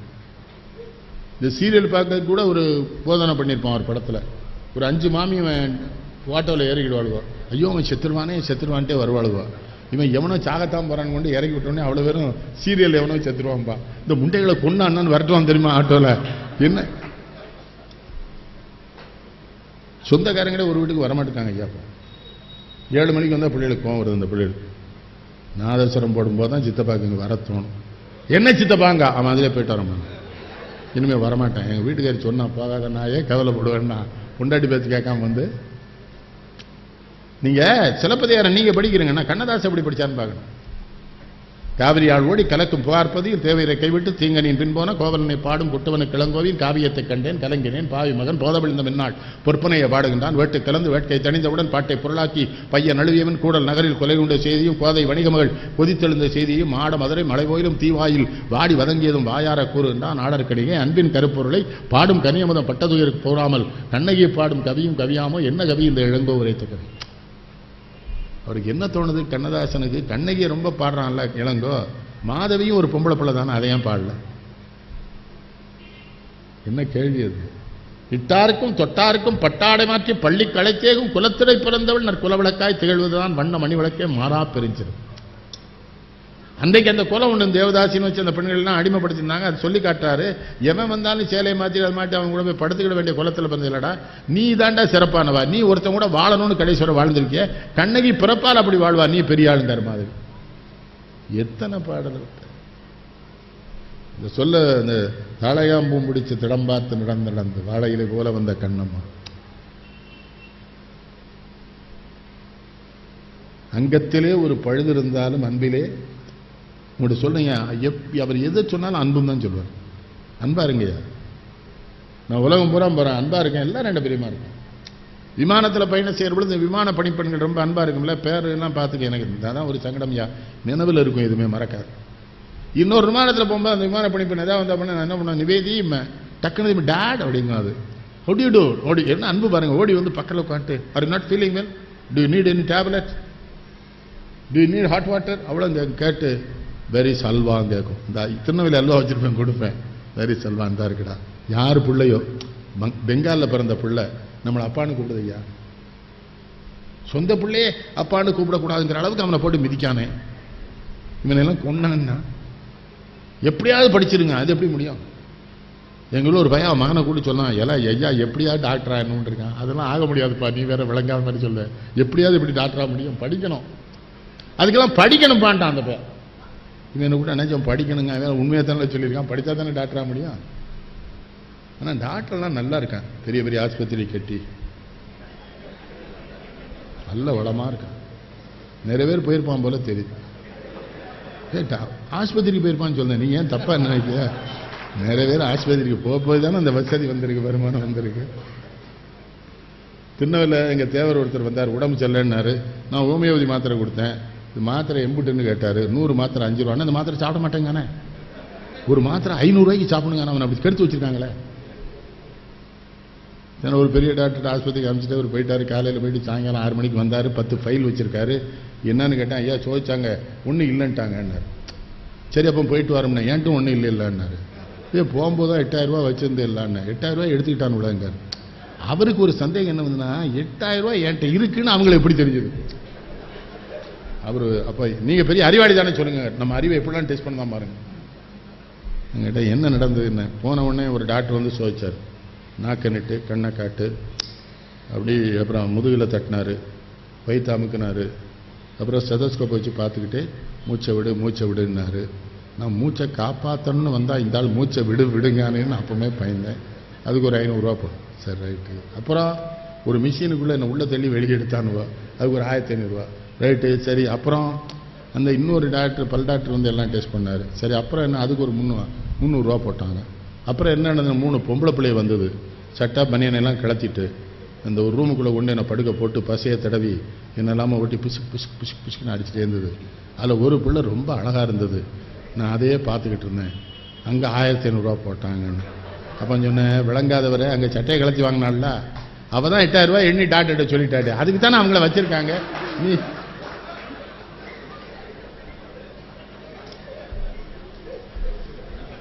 என்ன பண்ண? நான்லாம் டாக்டர்கிட்ட போகிறதில்ல. டாக்டர் சிவராமகிருஷ்ணன் சிரிப்பாக கேட்பாரு, என்கிட்ட வரவே மாட்டேங்கிற மாதிரி, உன்ட்ட வர்ற அன்னைக்கு செத்து போயிடுவேன்ட்டு. உன்ட்ட வரவே ஒன்று சொல்லிட்டு மாமா, மகிழ்ச்சியாக இருந்துருங்க, நோயே கிடையாது. சாப்பிட்டது ஜீரணமாகி சாப்பிட நோய் கிடையாது. 10 இட்லி தின்ட்டு வெளியே வந்து 3 பச்சியை உள்ள தழுதானே, விளங்குவானாமே. அப்பந்தான் 10 இட்லி தின்றுருக்கான். அப்புறம் வெளியே வந்து இந்த பச்சி ஆபத்தான பலகாரம், கூப்பிடும் பத்தியில் செவச்சவேன்னு இருக்கும். நான் போகமாட்டேன், வரமாட்டேன், நீ ரொம்ப ஆபத்தானது, உன்னை தின்னா பல பேர் செத்துருக்கான், போவே கூடாது. குத்தாலத்தில் குளிச்ச உடனே குளிச்சா பசி வந்து தெரியுமா? அதான் குளானாலும் குளித்து குடினா கிளவி, குளிச்சா பசிச்சிரும். ஆனால் சில பேர் 1 மாதம் குளிக்காட்டாலும் சாப்பிடுதானே. அவன் ஏதோ வரம் வாங்கிட்டு வந்திருக்கான் கடவுள்கிட்ட, நம்ம என்ன பண்ண முடியும்? ஏசநாட்டு வாங்கினானா அல்லாட்ட வாங்கினானா நம்மள்ட்ட வாங்கினானே தெரியல, கண்டமனை தின்றுதானே. குத்தாலத்தில் குளிச்ச உடனே பசி வந்து பச்சி சாப்பிடுவாங்க பற்றியில் ஆனவன். அவன் 10 வருஷமா அதே எண்ணெயில் தான் போடுறான். அவன் அதை பற்றி இவனுக்கு கவலையே இல்லை. அந்த பச்சியை வாங்கி எண்ணெய் எடுக்கிறதுக்கு தினத்தந்தி பேப்பரை வச்சுக்கிட்டு எண்ணெய் எடுக்கான அந்த நாக்கை அறுத்தான்னு கேட்கணும். அப்படி திங்கணுமா? அதை அதான் எண்ணெய் இருக்குன்னு தெரியல. தின்னுட்டு அப்புறம் ஆலங்குளத்துக்கிட்ட கார் வருது எடுத்து, அண்ணாச்சி ஏப்பம் ஒரு மாதிரி வருது, என்ன கொன்றுவேன், திங்காதுன்னு சொன்னால. ஒரு மேடையில் கண்ணதாசன் சொன்னாரு, இந்த குடி மட்டும் என்னை ஆட்கொள்ளவில்லை என்றால் இந்திய குடிமக்கள் அத்தனை பேர் நெஞ்சத்திலேயும் நான் குடியிருந்திருப்பேன் வருத்தப்பட்டார். தவறு. உண்மை சொல்றதுல அவரமா. எனக்கு தெரிஞ்சு இந்தியாவில் 2 பேர் தான் தங்களுடைய சுயசரிதியை உண்மையா எழுதினாங்க. ஒன்று காந்தி, அப்புறம் கண்ணதாசன். காந்தியை மறைக்கவே இல்லை எல்லாத்தையும். உங்க மூத்தவங்க இப்படி போயிட்டாருன்னு காந்தியிட கேட்ட காந்தியடிகள் சொல்றாரு, என் தந்தை மரணப்படுக்கையில் இருக்கிற பொழுது, அதை ஒரு அறையில மரணப்படுக்கையில் கிடக்கிறார், அந்த நேரத்தில் என் மனைவியை கட்டாயப்படுத்தி நான் புணர்ந்தேன், அந்த காம வெளிப்பாடு அனைத்தும் சேர்ந்து இவன் பிறந்தான். கண்ணதாச வாழ்க்கையில் இந்த வாழ்க்கை போனால் வெளிப்படையா எழுதுவார், பொய்யே ஒன்றுலையும். எதுக்கு சொல்றேன் தெரியுமா? இளைஞர்களுக்கு சொல்லுங்க, உண்மையா இருக்கணும். அதான் கண்ணதாசன். எல்லாரும் அவர் கட்சி மாறவே இல்லை. மாநிலை பாடி அவர் மாறுவதும் இயேசுவதன் வாடிக்கையான வழக்கம், மலை அளவு தூக்கியவுடன் கடல் அளவு தாழ்த்துவதில் மனிதரில் நான் தேவமிருகம். நான் அவர்களை திட்டுகிறேன் என்று சொல்லுகிறார்கள், நான் மாறிவிட்டேன் என்கிறார்கள். இல்லை இல்லை, நான் நம்பிய தலைவர்கள் மாறினார்கள், மாறியவர்களை நான் விமர்சனம் செய்தேன், உடனே நான் மாறிவிட்டேன் என்கிறார்கள். ஒரு பாட்டு கவலை இல்லாத மனிதனை எழுதிப்பார். இதை சந்திரபாபு இருக்கான்ல, சந்திரபாபுன்னு தூத்துக்குடிக்காரன் தானே, மீனவர் பையன். போர் எல்லையில் போய் வீரர்களை எல்லாம் மகிழ்ச்சி படுத்திட்டு ஜனாதிபதியை பார்க்க வராங்க. அப்போ குடியரசுத் தலைவர் டாக்டர் ராதாகிருஷ்ணன். இப்போ டாக்டர் ராதாகிருஷ்ணன் முன்னால சந்திரபாபு பாட சொல்லியிருக்காரு. சொன்னாங்க, சந்திரபாபு பிறக்கும் போதும் அழுகின்றாய், இறக்கும் போதும் அழுகின்றாய், ஒரு நாளேனும் கவலை இல்லாமல் சிரிக்க மறந்தாய் மனிதனே, இரவின் கண்ணீர் பனித்துளி என்றார், முகிலின் கண்ணீர் மழையெனச் சொன்னார், இயற்கை அழுதால் உலகம் செழிக்கும், மனிதன் அழுதால் இயற்கை சீரிக்கும். ராதாகிருஷ்ணன் என்ன பண்ணியிருக்காரு, ரசிச்சுட்டாராம். என்னமா பாடுறடா என்னமா பாடுறடா. அந்த சந்திரபாபு லூஸ் என்ன பண்ணியிருக்கான், அவர் மடியில் போய் உட்காந்துட்டாரு. குடியரசுத் தலைவர் மடியில் உட்காந்துட்டு நீ தாண்டா இந்தியாவிலே சிறந்த ரசிகன் நாடியை பிடித்து ஆட்டான். அவன் தான் கலைஞர். பாடுகிற பொழுது இவர் குடியரசுத் தலைவர் அவனுக்கு நினைவில்லைன்னு வைங்க, அவன் தான் கலைஞர். ராதாகிருஷ்ணன் என்ன சொல்லியிருக்காரு, உன்ன மாதிரி ஒரு நல்ல குழந்தை என் மடியில் உட்கார்ந்ததில் எனக்கு பெருமைடான் இருக்க. இல்லை, பண்பு இருக்கணும். அதுக்குதான் ராதாகிருஷ்ணன் தினத்தை ஆசிரியர் தினமாக கொண்டாடுறோம். அந்த பாட்டில் எவ்வளோ செய்தி பார்த்தீங்களா, பிறக்கும் போதும் அவ ஆள்றா பொண்ணு, இறக்கும்போது எல்லாருமே ஆள்றான் இல்லையா. ஆனால் அப்படி அழணும். எனக்கு தெரியும், நான் இறந்தா உலகத்தில் இருக்க தமிழர்கள் பூரா எனக்காக அழுவாங்க. எனக்கு அந்த நம்பிக்கை. அப்படி வாழணும். உங்கள்கிட்ட எல்லாம் சொன்ன வாழ்க்கை என்பது ஒன்றும் இல்லைம்மா, ஒரு 1000 பேர் நம்ம உறவு இல்லாதவன் நமக்கு அழணும் இறந்தான். எங்கள் கிராமத்தில் ஒருத்தன் செத்தான், ஊரே அழுது. அவன் அப்படி நல்லவன் இல்லையே நான் ரொம்ப யோசித்தேன். ஒரு பேர் மட்டும் ரொம்ப அழுதான். என்னில் நேற்று வரை நான் தான் நினச்சி அவனுக்கு ஒன்றுமே கொடுக்காம இருந்தேன். ஏன்ட்ட ஒரு 500 ரூபா நேற்று வாங்கிட்டு இன்னைக்கு செத்துட்டானே. அவன் மொத்த ஊர்லேயும் கடன் வாங்கிட்டு செத்துருக்கான். அந்த ஒரு பேர் எஸ்கேப் ஆகணும் பார்த்துருக்கான், அவன்ட்டி வாங்கிட்டு அப்படி இறக்கப்படாது. கண்ணதாசன் பாருங்க, மரணம் அவருக்கு தெரிஞ்சிருந்தது. கடைசி பாட்டு 3ஆம் முறை எழுதுற, கண்ணே கலைமானே கண்ணி மயிலன கண்டேன் உன்னை நானே நந்தி பகல் உன்னை நான் ஆதரி. அப்போ இளையராஜாட்ட காரில் போகும்போது சொன்னான், ராஜா இதாண்டா கடைசி பாட்டுன்னு இருக்காரு. அது கடவுள் சொல்ல வைக்கும். அமெரிக்காவுக்கு போறாரு. அமெரிக்காவில் அந்த தண்ணி எல்லாம் பார்த்து, சுத்தமான தண்ணியை பார்த்தோன்னே இங்கே இறந்தா சுகம்டான் இருக்காரு. இறந்துட்டாரு. சில பேர் சாகவே மாட்டேங்கானே, ரொம்ப கெட்டிக்காரன் பூரா செத்துருவான். அதுக்கு நாலடியார் ஒரு பதில் சொல்லுது, சாரை பூரா கடவுள் குடிச்சிருவான், சக்கையை விட்டுருவாங்குது. நாலடியாரில் ஒரு பாட்டு சொல்லுது. இறக்கும், அது பிறக்கும் போது மட்டும் நினைச்சு பாருங்க. இரவின் கண்ணீர் பனித்துளி என்பார், முகிலின் கண்ணீர் மழை எனச் சொல்வார், இயற்கை அழுதால் உலகம். அது இயற்கையை பாருங்க, நினைச்சா அழிச்சிட்டு பாருங்க. உத்தரகாண்ட் அழிச்சுக்கிட்டு இருக்கு, பீகார் அழிச்சுக்கிட்டு இருக்கு. வெள்ளம் உண்டா இல்லையா? நம்ம கடவுள் பக்தியெல்லாம் போலி அல்ல. இந்த போன தடவை ஜார்க்கண்டுக்கு எல்லாரும் சிவபெருமானை தானே கும்பிட போனானுவா. சிவபெருமான் தலையில் தானே கங்கை இருக்கு. கங்கையில் வெள்ளம் வந்து இல்லை அவ்வளோ பேரும் செத்து போயிட்டானா சிவபெருமான் ஏற்றுக்கிட்டாருன்னு தானே சொல்லணும். அதை விட்டு எல்லாரும் தப்பி வந்து விட்டேனுங்க. அப்போ இவன் சாமியை கும்பிட போல கலவனிப்பேன். எல்லாம் சாமி கும்பிட இடத்துல சாமி ஒன்று எடுத்துக்கிட்டாருன்னா என்ன சொல்வார்? வந்த நாள் முதல் இந்த நாள் வரை வானம் மாறவில்லை, வான் நதியும் காற்றும் கடலும் கோளும், மனிதன் மாறிவிட்டான் மதத்தில். என்ன பாட்டு அது? மதம் தான் நம்மளை சங்கடப்படுத்துது. இந்த ராமன் பாருங்க, வேடனை குகனை தம்பியாக்கிக்கிட்டான், சுக்ரீவன் குரங்க தம்பியாக்கிட்டான், அரக்கனை தம்பியாக்கிட்டான். ஆனால் அவனை வச்சுக்கிட்டே அடுத்தவனே கொல்லணும் தானுல. அவன் ரொம்ப நல்லவனாக இருந்திருக்கான் ராமே. நான் தான் என் கவிதையில் ஒன்று எழுதினேன், வாபர் ஐயப்பன் வழிபாட்டு உறவை பாபர் ராமருக்கும் நீட்டி தொலையுங்கள்னு. இந்த ஐயப்பனை கும்பிட போனப்போ பாபர் சமாதியில் கும்பிட்டு தானே பார்ப்பான். என்னடா மதம் எனக்கு புரியலையே. குஜராத்தில் ஒரு பெரிய பூகம்பம் வந்து இல்லை, எரிக்க வேண்டியவனை பூரா புதைச்சான், புதைக்க வேண்டியவனை பூரா எரிச்சான். அங்கே மதம் இல்லையே. நான் சுனாமி வந்த அன்றைக்கு நான் எங்கே இருக்கேன், நாகப்பட்டினத்தை கடற்கரை அங்கே வந்து லயன்ஸ் கிளப்பில் பேச போயிருக்கேன். பாபு சண்முகம் விடுதியில் தங்கியிருக்கேன். விடுதி கடற்கரையில் இருக்குது. என் டிரைவர் மேலே ஓடி வந்தான் சாவல மீது. என்னுடைய ஓட்டுநர் வந்து இஸ்லாமியர், என்னுடைய உதவியாளர் கிறிஸ்தவர். மேலே ஓடி வந்தான். என்னடான்னு கேட்டேன். அண்ணே கடல் உள்ளே வருதுன்னா. வந்தால் செத்து போக வேண்டியதான். உட்காருட்டேன். அவனுக்கு அகத்தியன் இருக்கான்ல, காதல் கோட்டைன்னு ஒரு படம் எடுத்தான ஒரு பையன், அவன் என்னை பார்க்க வந்திருக்கான். அந்த கடல் உள்ளே வருதுன்னு தெரிஞ்ச உடனே அகத்தியம் எங்கே போனான்னே தெரியல. எனக்கு முன்னால கும்பகோணத்துக்கு போயிட்டான். எது? அப்ப நாங்க இறங்கி வந்தோம். கடல் திரும்ப உள்ள போகுதுயா. போய் பார்த்தேன்யா, 5 நிமிஷத்துல 3000 பிள்ளைகள் சடலமா இருக்கும். ஆனா அதுக்குன்னே கவிதை எழுத கவிஞர் இருக்காரு நம்ம நாட்டுல. கடலே அரக்கனே இவன். பாதி சினிமாக்கார பேர் அங்கே போய் அது உதவி ஒன்று ஒரு பேரும் உதவி பண்ணல. அந்த வடநாட்டு சினிமாக்காரன் தான் எல்லா பேருக்கும் வீடு கட்டி கொடுத்தான். அதில் 3000 குழந்தைகள். மனிதர்கள் யார் என்று அன்றைக்கு தான் நான் பார்த்தேன். அங்கே இருந்து அந்த நாகப்பட்டினத்திலிருந்து நடந்தே போறாங்க. வீட்டை விட்டுட்டு எல்லா சொத்தையும் விட்டுட்டு அவ்வளவு பேர் ஓடுறான்னா, அப்ப இறைவன் தன் கையிலே தானே ஆட்டுகிற சக்தியை வச்சிருக்கான். உனக்கு ஒரு சுனாமியில் அத்தனை பேர் ஏன் ஓடி வந்த வேறு வீடுகளெல்லாம் விட்டுட்டு? அது முதல்ல ஒழுங்கா அடக்கமா கடவுளை நம்பி கடவுளுக்கு மரியாதையோடு இருந்தா அவர் அதை செய்வார் ஐயா. கடவுளுக்கு கண்ணிலே அவருக்கு எல்லாம் கண்ணு இருக்கு. எவனை கொல்லணும்னு தெரிஞ்சான கொள்றாரு. மகாத்மா காந்தியை சுட்டுட்டா நல்லா வருத்தப்படுறான். ஆனா கடவுள் என்ன முடிவு பண்றாரு தெரியுமா? இவனுடைய மரணம் எல்லோருக்கும் நினைவிலே இருந்தால்தான் இன்னொருவனை சுட வேண்டும் என்கிற எண்ணம் வராதுங்கிறது தான் அவரை சுட வச்சாங்க கடவுள். சில மரணம் அப்படிதான் நடக்கணும். அப்ப நடந்தா தானே அறிவு வரும் நமக்கு. ஆனா அப்புறமும் நிறுத்த மாட்டேங்கானுங்கள. என்னைய கூட அண்ணாச்சி நான் வேணா உங்களை கொல்லட்டுமான்னு கேட்கானே. போட்டு ஒரு 2-3 மாசம் போட்டு நான் சொல்லி விடுதான் வந்து நீ இந்த பொண்ணுக்கு ஒண்ணு வேண்டாம்ல. திருநெல்வேலியா ரொம்ப சங்கடம். சட்டக்குன்னு அறுவலை தூக்கிறோம். அது ஒண்ணும் கிடையாது. நல்ல படிச்சவன் தூக்குறான். அதான் வருத்தம். அப்ப படிப்பு அல்ல. நுண்ணிய நூல்களை கற்பினும் தன் உண்மையறிவே மிகுங்கார் வள்ளுவர். அவன் என்னதான் படிச்சிருந்தாலும் அவனுடைய இயல்பான ஒரு குணம் இருக்குன்னா ஆழ் மனது அது வெளியே வந்துடும். சங்கடம் வரும்போது சட்டுன்னு அறுவலை தூக்கி தான் நான் MABL தெரியுமான்னு சொல்லு. MABL தெரியுமான்னு சொல்லிட்டு வெட்டலாம். அப்ப யார் ஆஜராவா உங்களுக்கு கேட்டேன். நானே ஆஜராயிருவாங்க. அவன் தான் MABL சண்டாளம். அதான் மனிதன் மாறிவிட்டான் மதத்தில். என்னெல்லாம் சொல்லுவார் அல்ல. இதெல்லாம் கண்டு மனுஷன் என்னத்தையெல்லாம் கண்டுபிடிச்சான்னு கேட்பார். பாரியில் இயற்கை படைத்ததையெல்லாம் பாவி மனிதன் கெடுத்து விட்டானே. ஒரு இஸ்லாமியரை தான் பாடுவார். இப்ப இயற்கை விலங்குகளை பூரா நம்ம தானே அழிச்சிட்டோம்யா. எதிர்காலத்தில் குழந்தைகளுக்கு குடிக்க தண்ணி இருக்காது, மழை பெய்யாதுமா.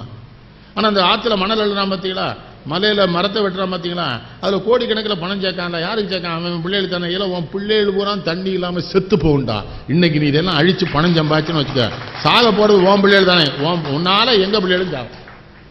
நினைக்கவே மாட்டேங்கானே. இது இயற்கை அடிக்கலாமா? மார்கழி திங்கள் மதி நிறைந்த நாளை நீராட பொதுவீர் போதுவின நேரடியில் சீர்வலுங்க ஆறுபாடி செல்வ சிறுமையோட கூறுவேல் கொடுந்தொழின்னு அந்த கோவரன் அவதானப்படதா ஆழியுழ்ப்புக்கு முகந்து கூட ஆர்த்தேரி பாடியம் ஜங்குடை பற்பனாவன். அவன் என்ன சொல்றா? டேய், கடலும் மலையும் இல்லைன்னா மழை இல்லை. அழிக்கலாமா?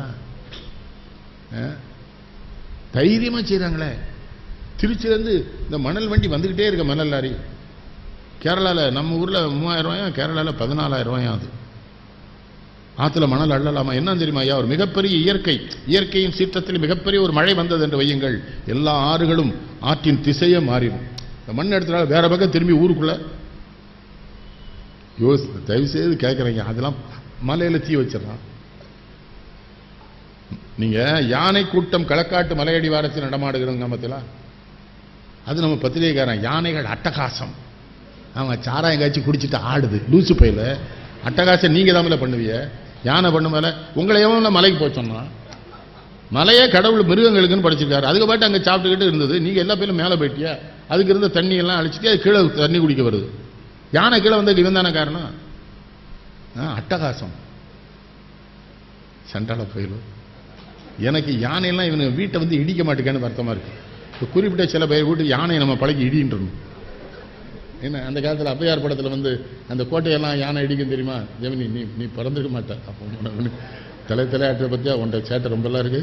அவன் என்னமோ பிறந்த மாதிரியே ஆதவன் தலையை ஆற்றாப்புல. ஆதவன்னாலே அப்படித்தான். என்ன சாட்சி? சிரிக்கிறீங்களா நீங்களாம்? அவங்ககிட்ட கேட்க இது இப்பவும் அப்படி இருங்களேன். வீட்டுக்குள்ள ஒருத்தர் மூஞ்சி ஒருத்தர் பார்க்க முடியலையா? ஏக்கா எத்தான் அத்தான் எங்கேயாவது இருக்கும் போய் பாரு. எங்கேயாவது இருக்கும்கா. இருப்பாங்கன்னு கூட சொல்ல மாட்டேக்கல. உயர்தினையாவே சொல்ல மாட்டேங்க. அகரீனா தான் அங்க இருக்கும் பாரு. இல்லையா? அப்ப அங்க முன்ன வாசல படுத்து கிடக்கும்ல, போய் பாரு. அவன் வந்த பேச முன் வாசல் 2 நாய் தானே படுத்திருக்கு, அத்தானே காணுங்க. அப்ப சொல்ல நல்ல வேலை நாய் படுத்திருக்கு போலங்க. நீங்க ஆண்கிட்ட சொல்ல பெண்கிட்ட வருத்தப்படாங்க. அன்பா வச்சா தானே நல்ல சொல்லுவாங்க. நான் என்ன சொல்றேன், ஒரு 4 நாள் 1 மாசம் ராசாத்தி தங்கம்னு கொஞ்சிங்களேன். பொய்ன்னு அவளுக்கு தெரியும். 1 மாசம் கொஞ்சிட்டீங்கன்னா அது பழக்கமாயிரும். அப்புறம் நீங்களும் உண்மையா பேசுறீங்க, அவ்வளவு ஒரு மாதிரி சந்தோஷமா. இதெல்லாம் சொல்லிக் கொடுக்க நான் ஒவ்வொரு புத்தக திருவிழாவுக்கும் வர முடியுமா ஐயா? இருந்தா தானே வரும். இல்லைன்னா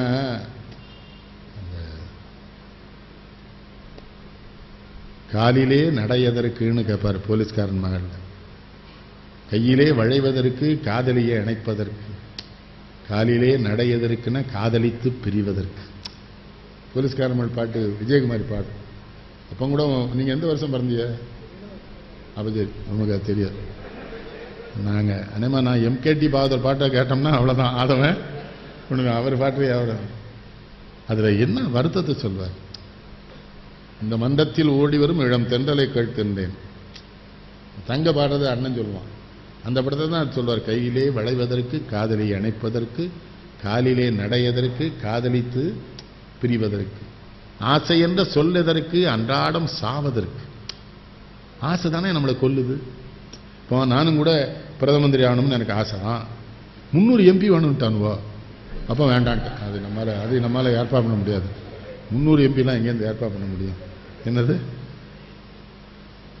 நான் எதுக்கு மதத்தை சொல்றேன்னா, 1000 இந்துக்கள் இருக்கிற ஊரிலே ஒரு இஸ்லாமியர் மருத்துவர்னா போய் காட்டுவாங்களா மாட்டாங்களா? 1000 இஸ்லாமியர்கள் இருக்கிற இடத்துல ஒரே ஒரு இந்து தான் மருத்துவராக இருக்கான்னு காட்டுவாங்களா மாட்டாங்களா? பெரு எதுக்கு சண்டை இல்லையா? அவரவர் தமது அறிவறிவகவே அவரவர் இறைவர் என அடையோடு அவரவர் இறைவர் குறைவிலர் இறைவர். என்ன சொல்றார் நம்மாழ்வார்னா, அவன் விதிக்க அவனுக்கு ஒரு கடவுள், அவன் கடவுள் அவன் கும்பிட்டு போறான், சண்டை போடாத. நபிகள் நான் என்ன சொல்றாரு? அவன் மதம் அவனுக்கு ஓமதம். நான் இன்னொன்னு சொல்றாரு, எந்த நாட்டில் நீ குடியிருக்க அந்த நாட்டுக்கு ஒன்னால உண்மையா இருக்க முடியலன்னா அந்த நாட்டை விட்டு வெளியேறிருங்க, அந்த நாட்டுக்குள்ள இருந்து துரோகம் பண்ணாத. ஜீசஸ் கிரைஸ்ட் என்ன சொன்னார்? உன்னை போல் பிறரை. அது ஒண்ணு போதுமே எனக்கு. பைபிள் நான் எதுக்கு படிக்கணும்? உன்னை போல் பிறரை நேசி. அதுல நான் வாழ்ந்துட்டனால வாழ்க்கை தானே. அது என்ன தப்புன்னு எவனுமே தன்னை நேசிக்கல. தன்னை நேசாச்சானே அவன் பிறரை நேசிப்பான். தன்னை நேசிக்கணும் எதுக்கு சொல்லாதுமா? எனக்கு அடிபட்டா வலிக்குது, எனக்கு பசி வந்தா பசிக்குது, அந்த மாதிரிலாம் உணர்வு வந்தா அது இன்னொருக்கு. அதுக்கு தான் சொல்றார் ஜீசஸ் கிரைஸ்ட், உன்னை போல் பிறரை நேசி. பாவங்கள் மன்னிக்கப்படும் சொல்றாருல, சொல்றாரா இல்லையா? அதுக்காண்டி இந்த ஒரு பேர் சொல்லலாம், எவ்வளவு பாவனாலும் பண்ணிட்டு ஏசிட்டு போய் சொல்லாங்க. அப்படி கிடையாது. அவருக்கு எதை மன்னிக்கணும் தெரியும். நம்ம சொர்க்கம் சொல்ற மாதிரி அவங்க இஸ்லாத்திலே இருக்கு. தீர்ப்பு நாடிலே இறைவன் அந்த தீர்ப்புல தப்புறதுக்கு தான், அந்த தீர்ப்புல இருந்து நல்லவனாக பெயர் எடுப்பதற்கு தான் அந்த நோன்பு. நம்மளாம் நோன்பு இருக்குல்ல. நான் என்ன கேட்கேன், தமிழ்நாட்டில எல்லாம் சண்டை இருக்கா? நமக்குள்ள இல்ல. நம்மளும் அவங்களும் ஒன்னா தான் இருக்கோம் இல்லையா? அவரு இஸ்லாமியர்கள் வீட்டில் பண்டிகைன்னா எவ்வளவு அன்பா நம்மளை கூப்பிடுறாங்க. மாமா இன்னைக்கு சாப்பிட வந்துருங்க. நம்ம வீட்டில் பண்டிகை நம்ம சாப்பிட கூடுறோமா இல்லையா? அதான் மதத்தை ரொம்ப கண்டிப்பாரு. அது கடைசியில் ஒரு கண்ணன் மேல ரொம்ப பற்றி ஒரு கடவுளையும் சொல்றார். திருடனும் அரகரா சிவசிவா என்றுதான் திருநீர் பூசுகின்றான். எது? திருடனும் அரகரா சிவசிவா என்றுதான் திருநீர் பூசுகின்றான். சீட்டாடும் மனிதனோ தெய்வத்தின் பெயர் சொல்லி சீட்டை புரட்டுகின்றான். முரடனோ அறிவாளில் காரியம் பார்த்தபின் முதல்வனை வணங்குகின்றான். முச்சந்தி மங்கையோ முக்காட்டை நீக்கையில் முருகனை கூவுகின்றார். வருடுவார் கைக்கெல்லாம் வளைகின்ற தெய்வம் என் வாழ்க்கையை காக்கவில்லையே, மலர் கொண்ட கூந்தலை தென்ற தாள் ஆற்றிடும். என்ன சொல்றாரு? திருடனும் ஜாமி முடிதான் ஐயா. என்ன சொல்லுது? இந்த மணிவண்ணன் ஐயா கன்னியாகுமரி மாவட்டத்தில் இருக்கவரை என்ன பிடிக்காம காப்பாற்றி கொடுங்க கடவுள்கிட்ட போய். யாரை கண்டெல்லாம் பயப்பதானோ அவனெல்லாம் நீங்க சரி பார்த்துக்கிடுங்க. திருடன் இல்லையா? சீட்டாடுறவன் சீட்டு எடுக்கும் பார்த்துறீங்களா? பிள்ளையாரப்பா அவர் இதுக்கால சொல்லி ஸ்வீட் ஆடவார், ரம்மிக்கால வச்சு பிள்ளையார் உதவுவாரு இருக்கான்ல. எவனையா கொலை பண்ண போறான் பத்தியலா? கொலை பண்ண அவனே என்ன பண்றானா? முதல்வனை வணங்குகின்றான். இந்த கொலை கேஸில் சிக்காம இருக்கணும். ஒருவேளை சிக்கிட்டாலும் நல்ல வக்கீல்கிட்ட போகணும். இது சில வக்கீல் கோர்ட்டில் ஜெயிச்சிடறாங்க. கோர்ட்டார் பக்கத்தில் போய் ஏதோ ஒன்று சொல்றான், அவன் குற்றவாளியை விடுவிச்சிட்டாரு கோர்ட்டாரு. என்ன சொன்னானே எனக்கு தெரியல. அப்புறம் தான் ஒரு ஜட்ஜி சொன்னாரு, அவன் செக்ஷன் 32 என்கிட்ட சொன்னான்னாரு. செக்ஷன் 32னா என்னன்னு கோர்ட்டார் பக்கத்தில் போய் நின்றுனா, your honour, this case honour, one case honour, this month honour, there is no other case ஆனர்னு 32 காமிச்சிருக்கான். இவன் குற்றவாளிட்டு போய் என்ன சொல்லிருக்கான்? பயங்கரமான பாயிண்ட் அங்கே சொன்னான். அந்த பையன் இருந்து 500 ரூபாயும் விட்டு கொடுத்துட்டு போயிட்டான். அப்புறம் தான் பயங்கர பாயிண்ட் 32 தான். எது ஒரு கேஸ் தான் இருக்கு, ஆனர் இதையும் தண்டிச்சுட்டேன்னா அவன் திட்டு தர மாட்டான். ஆனா அவருக்கு நீதிபதிக்கு ஏன் தெரியுமா இவன் மேல அன்பு வருது? நம்மளும் இவனை மாதிரி தானே வக்கீலா வேலை பார்க்க முடியாம தானே நீதிபதி ஆனோம். அதனால இந்த பையலை காப்பணுமா, அவருக்கு இந்த உறவு பாசம் வந்துட்டு.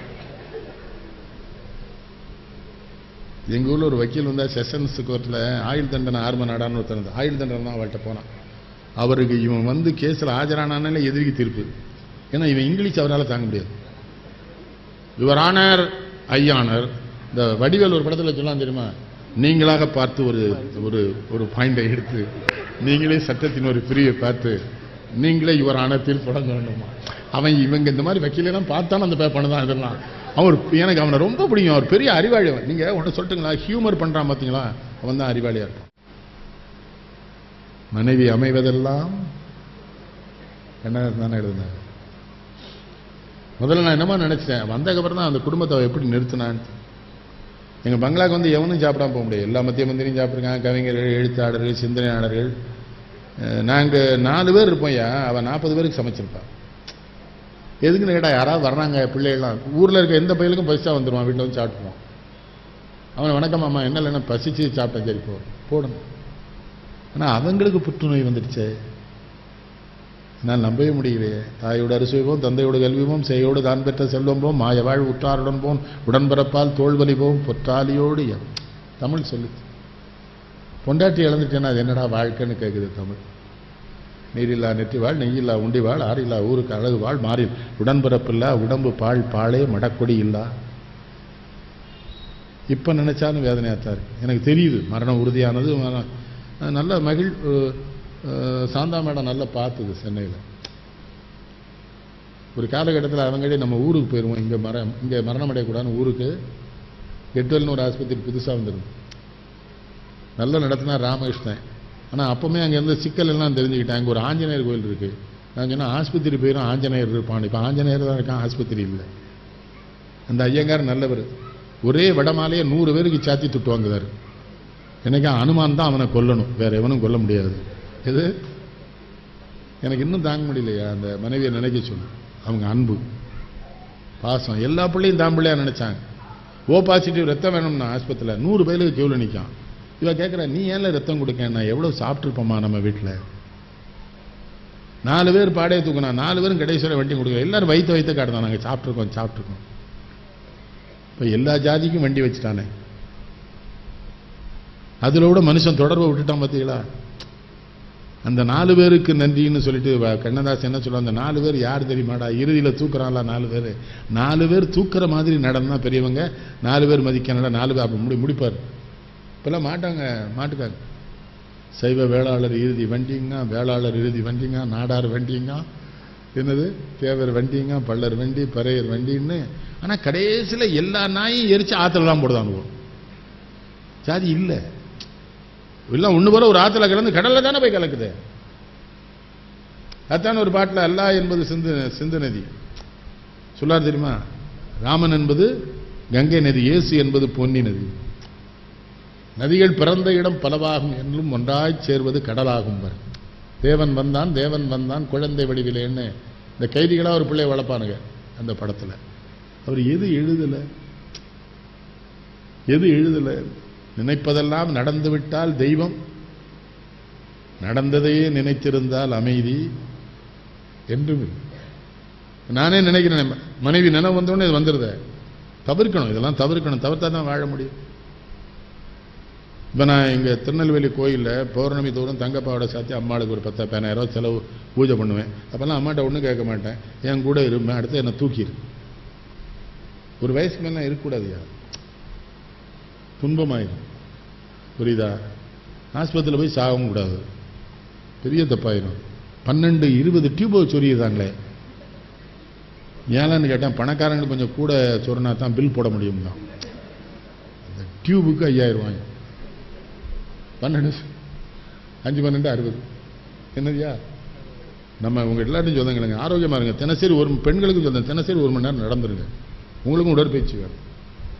1 மணி நேரம் டெய்லி நடந்தா போதியா நோயே. சித்தால சொல்றேன், ஒரு சாப்பாடு சாப்பிட்டதுக்கு அப்புறம் ஒரு 200 அடி நடந்துருங்க, ஒரு சாப்பாட்டுக்கு மேலே. என் மாப்பிள்ளைய ஒருத்தனை சொன்னேன், இவ்வளோ குண்டாயிட்டே வரைய எக்ஸசைஸ் பண்ணேன்னா உங்களுக்கு அறிவே இல்லைன்ட்டான். என்ன இல்லைன்னு கேட்டால், எக்ஸசைஸ் பண்ணால் இன்னும்லாம் பசிக்கும். அவன் பாயிண்ட் ஒன்று பார்த்தல, அதுக்கு மேலேயும் பசிக்கும் தானே. நம்ம அவனை என்ன பண்ண முடியும்? என்ன மாப்பிள்ளை இன்னொரு 7-8 வடை திங்கணும் போல வந்துடும். சரி, அவனே தான் ஒரு கல்யாண வீட்டிலேருந்து வந்தான், இங்கே வர சாப்பிட்டான் போல, திட்டு முட்டை அடிச்சு நிற்கான். ஏன் மாப்பிள்ளை என்னடே என்ன ரொம்ப சாப்பிட்டான் தான் ஒரு மாதிரி இருக்குன்னா, இப்போ 2 விரலை விட்டு வாந்தி எடுத்துருந்தேன், 2 விரலை விட வெளியே இருந்தால் தான் 3 உளுந்த வடையை உள்ளே தள்ளியிருப்பேன் நாங்கள். அப்பவும் அவன் திருந்த மாதிரி. கண்ணதாசன் எனக்கு தெரியுமா, அந்த ஆள் சாப்பாடு அதிகம் சாப்பிட மாட்டார், கொஞ்சம் தான், ஆனால் ருசியாக சாப்பிடுவார். திருநெல்வேலிக்கு கூப்பிட்டு வந்துட்டேன், ஏன்டா சத்தியம் மாட்டார், பிள்ளைவாள் நான் குடியெல்லாம் நிறுத்திட்டேன்னாரு. எனக்கு நம்பிக்கையே இல்லை, ஆனால் திரும்ப சொன்னால் நம்பிட்டேன். கூட்டம் முடிஞ்சது, என்ன யார்ட்டையா டாக்டர்கிட்ட கூப்பிட்டு போங்காரு. எதுக்குன்னு கூப்பிட்டு போங்கன்னு ஏஎஸ் கிருஷ்ணன் எங்குள்ள பெரிய ஐயங்கார் பிரபலமான அவன்கிட்ட சொன்னேன். ஐயங்கார் கண்ணதாசன், ஓ ஆத்து கூட்டுவாங்க பிள்ளைவாள், ஆத்து கூட்டுவாங்க பிள்ளையெல்லாம் பார்க்கணும், கூட்டு போயிடுச்சு. இவர் அவன்கிட்ட போய் பெத்திடின்னு போடுங்கார். அவன் சொன்னான், பகவான் உங்களுக்கு என்னெல்லாம் அறிவு கொடுத்துருக்கான், நீங்கள் எவ்வளோ பெரியவா, எவ்வளோ பெரிய கவிஞர், பகவானெல்லாம் பாடுறீங்களே, நீங்கள் இதெல்லாம் பண்ணலாமாங்க. இவர் என்ன முறைச்சு பார்க்காரு. நான் கண்ணை காமிச்சேன், 1 இல்லை 2 காரில் வந்து ஏறியாச்சு. ஏறணுன்னே கேட்காரு, பிள்ளைவாள் டாக்டர்கிட்ட கூட்டு போனால் பூசாரிகிட்ட கூட்டு போகிறேன் என்னங்க. அவர் ரொம்ப புத்தி சொல்லிட்டான். கொஞ்சம் தள்ளி போச்சு, எனக்கு ஒரே ஒரு ஃபுல் பாட்டில் ரம் வேணுமேங்க. எங்கள் ஊரில் விற்கிறவன் பூரா என்ன கண்டு பயப்படுவான், கூட்டு வச்சு அடிப்பாருன்னு. நான் எவன்ட்ட வாங்க, மதுரை ஆழ்வார்னு போனார் பையன் வந்து அவன்கிட்ட எல்லாம் வாங்கி கொடுத்துருந்தா அவன் போயிட்டான். அவன் புத்திசாலி பாருங்க, எனக்கு மீன் வேணும்னு இருக்காரு எண்ணெய் இல்லாமல். அவன் போகிற கடையில் ஒரு கடையில் புது பிளாட்டிங் பேப்பராக வாங்கிட்டு போய் அவ்வளோ மீனையும் அமைக்கி கொடுத்துருக்கான். நைட்டு அவரை குடிக்கிறதுனா 12 மணிக்கு ஆரம்பிப்பார், விடிய காலம் 6 மணி. இப்போ சொன்னல, அப்புறம் மதியம் 2 மணி. அந்த மஞ்சள் சில்க் சிப்பா வேட்டி. எல்லாரும் என்ன சொல்லுவாங்க, குடிக்காமல் இருந்திருந்தா கடவுள் அவனை அதுக்கு தாண்டா படைச்சிருக்கான், இவன் குடிக்கணும், எழுதணும், இவன் இறந்து போகணும். நான் வந்து பள்ளிக்கூடமே நான் ஃபெயில் ஆயிருவேன்னு எவ்வளோ உறுதியாக இருந்தாங்க. 10th நான் பாஸ் பண்ணல, எங்கள் ஹெட்மாஸ்டருக்கு ரொம்ப வருத்தம். அவனெல்லாம் ஹெட்மாஸ்டராக வைக்கலாமா பள்ளிக்கூடத்தில்? ஒரு பையன் பாஸ் பண்ணியிருக்கான மகிழ்ச்சி அடைவாரா? நீ எப்படி பாஸ் பண்ணேன்னு என்கிட்ட கேட்காரு. நீ எப்படி ஹெட்மாஸ்டராக இருந்தான்ட்டேன்னா பதிலுக்கு அவருக்கு என்னென்னா, ராமகிருஷ்ணன் ஒரு பையன் எனக்கு முன்னால் படித்தான், மாநிலத்தில் 1வது ஆவரவான்னு எதிர்பார்த்தாரு. நம்ம வந்து போயிடுவோம்னு நினச்சாரு, நம்ம பாஸ் பண்ணி அவன் ஃபெயில் ஆகிட்டான். நான் சொன்னேன், நேர்மையான வேணார் எப்படின்னு கேட்டார் ஹெட்மாஸ்டர். ராமகிருஷ்ணன் தானே முன்னால் தான், அவனை பார்த்து எழுதினா நானும் ஃபெயில் ஆயிருப்பேன்லான்னு. திருச்செந்தூர் கோயிலுக்கு போயிருக்கேன் ஐயா, என் மாலை மருசு 61 வந்த புதுசு SLC முடிவுன்னு போட்டிருந்தான். எங்கள் டிரைவர் கோனாருக்கு என் மேலே ரொம்ப அன்பு. அவர் நம்ம ஃபெயில் ஆயிடுவோங்கல அவர் ரொம்ப உறுதியாக இருந்திருக்கார். முருகன்ட்ட கூட அன்றைக்கி வேண்டியிருக்காரு.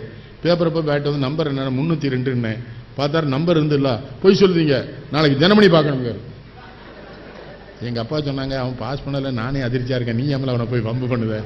வாழை ஊருக்கு போனது கோனார் இன்னும் இருக்காரியா, 95 வயசாச்சு. இப்போ என்ன பார்த்தா கூட முதலாளி நீங்கள் SLC ஃபெயில் தானேங்க. அவனை என்ன பண்ண, நம்ம பாஸ் பண்ணது நமக்கே ஏன்னு தெரியல, அது ஒரு பக்கம் வச்சுக்க.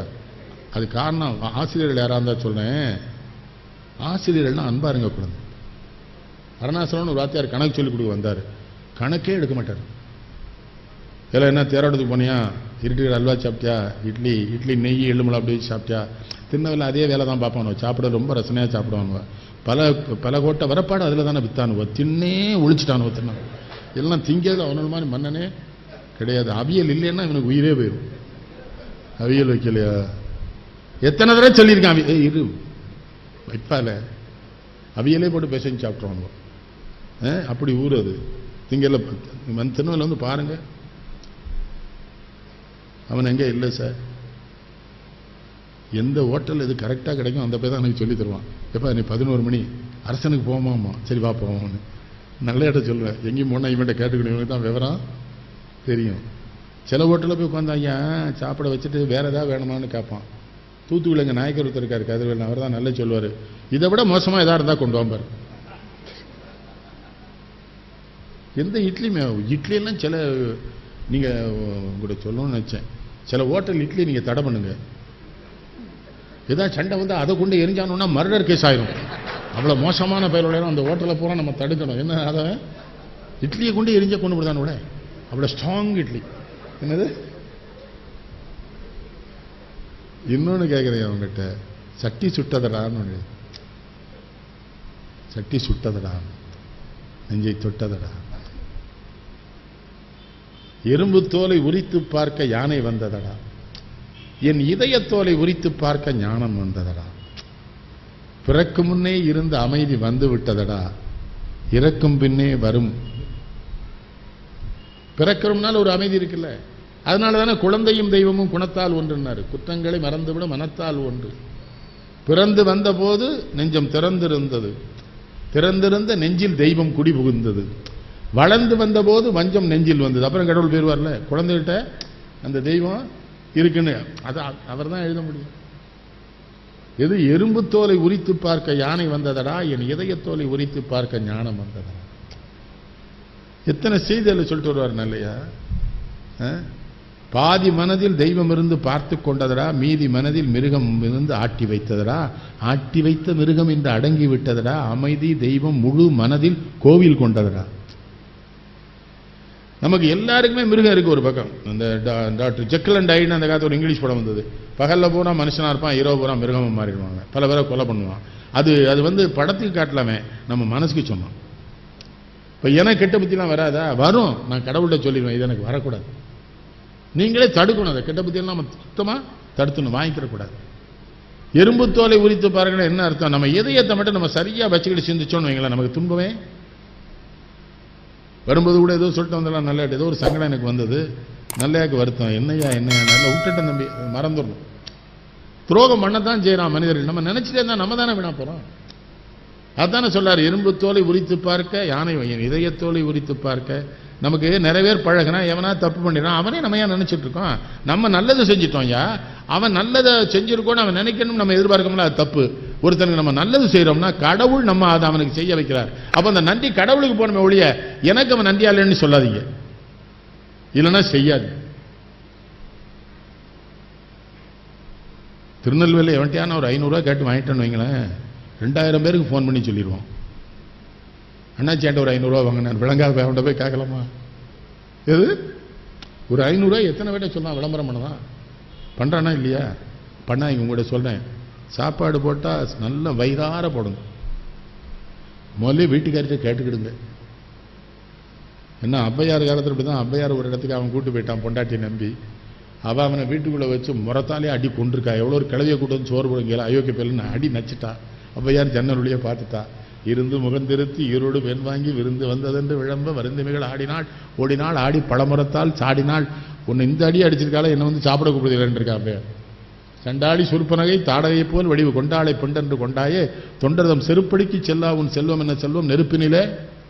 வீட்டுக்காரியை தெரிஞ்சுட்டு கூட்டு போகணும், சும்மா கூட்டு போயிடாது. நான் ஈரோட்டில் ஒரு பெரிய ஆள் வந்து என்னை கட்டாயப்படுத்தி கூட்டு போயிட்டான். போய் உட்காந்துக்கிட்டு அவளை சாப்பாடு கொண்டு வர சொல்லலாம். எனக்கு அபிராமி என்ன வார என்ன நான்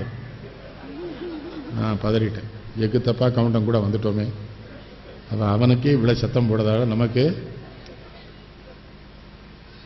குடிது குடிது வறுமை குடிது அதனிலும் குடிது இளமையில் வறுமை அதனிலும் குடிது ஆற்றோனா கூடனே அதனிலும் குடிது அன்பில்லா பெண்டிட் அதனிலும் குடிது இன்புற அவர்களில் உண்பது தானேங்க ஔவையார்.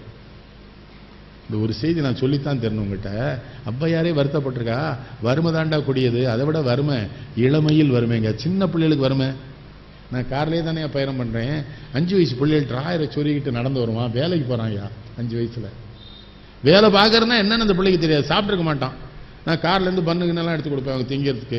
கொடுத்தவன் என்கிட்ட இன்னைக்கு கொடுத்தாரு, நாளைக்கு யார் கொடுப்பான்னு. இன்றைக்கு என்னை கொடுக்க செய்த இறைவன் நாளை இன்னொருவனை கொடுக்க செய்வார், நீ எதுக்கு வருத்தப்படுற, குடு. பாமா இருக்கு 5 வயசு பிள்ளைகள். நான் என்ன கேட்கேன், இந்த தலைவர்கள் அரசாங்கம்னா பெரிய நான் பொருளாதார மேதெல்லாம் சொல்லலாம், ஒரு பேரும் வைக்கப்படலையே. எதுக்கு? செங்கல் சூழல் அடிமையான தானே விடுவிச்சா 10 வயசு பையன் 5 பையன் இருக்கான். ஐயோ பாவம் தானே, படிக்க வேண்டிய பிள்ளை தானே அவன், அவனுக்கு படிப்பை தர வேண்டிய நம்ம கடமை இல்லையா? அவனுடைய எல்லா உரிமைகளையும் நம்மளும் தானே தின்னுட்டு இருக்கான். சட்டை வேட்டி குடிச்சுக்கிட்டு கார் வாங்கிக்கிட்டு. கிளவி எப்போ சொல்லா, கொடிது கொடிது வறுமை கொடிது அதனிலும் கொடிது இளமையில் வறுமை அதனிலும் கொடிது ஆற்றனா கூட நோய், அது புற்றுநோய் மருந்தே கண்டுபிடிக்கல. அதனிலும் கொடிது அன்பில்லா பெண்டீர். அன்பில்லாத பொம்பளை இருக்கார்ல, கொடுமை. அதை விட கொடுமை என்ன சொல்றா, இன்புற அவர் கையில் உண்பது தானே. அன்பே இல்லாத பொம்பளை கையில சாப்பிடுறது பார்த்தியால, அதை விட கொடுமை உலகத்தில் வேற எதுவே பெண்கிட்ட சொல்லமா, அன்பா பாருங்க. வீட்டுக்காரட்டே 2 இட்லி சாப்பிடுங்கத்தான் சொல்லு, கொஞ்சம் நல்லா செஞ்சு விடுங்களேன், என்ன வந்துட போகுது.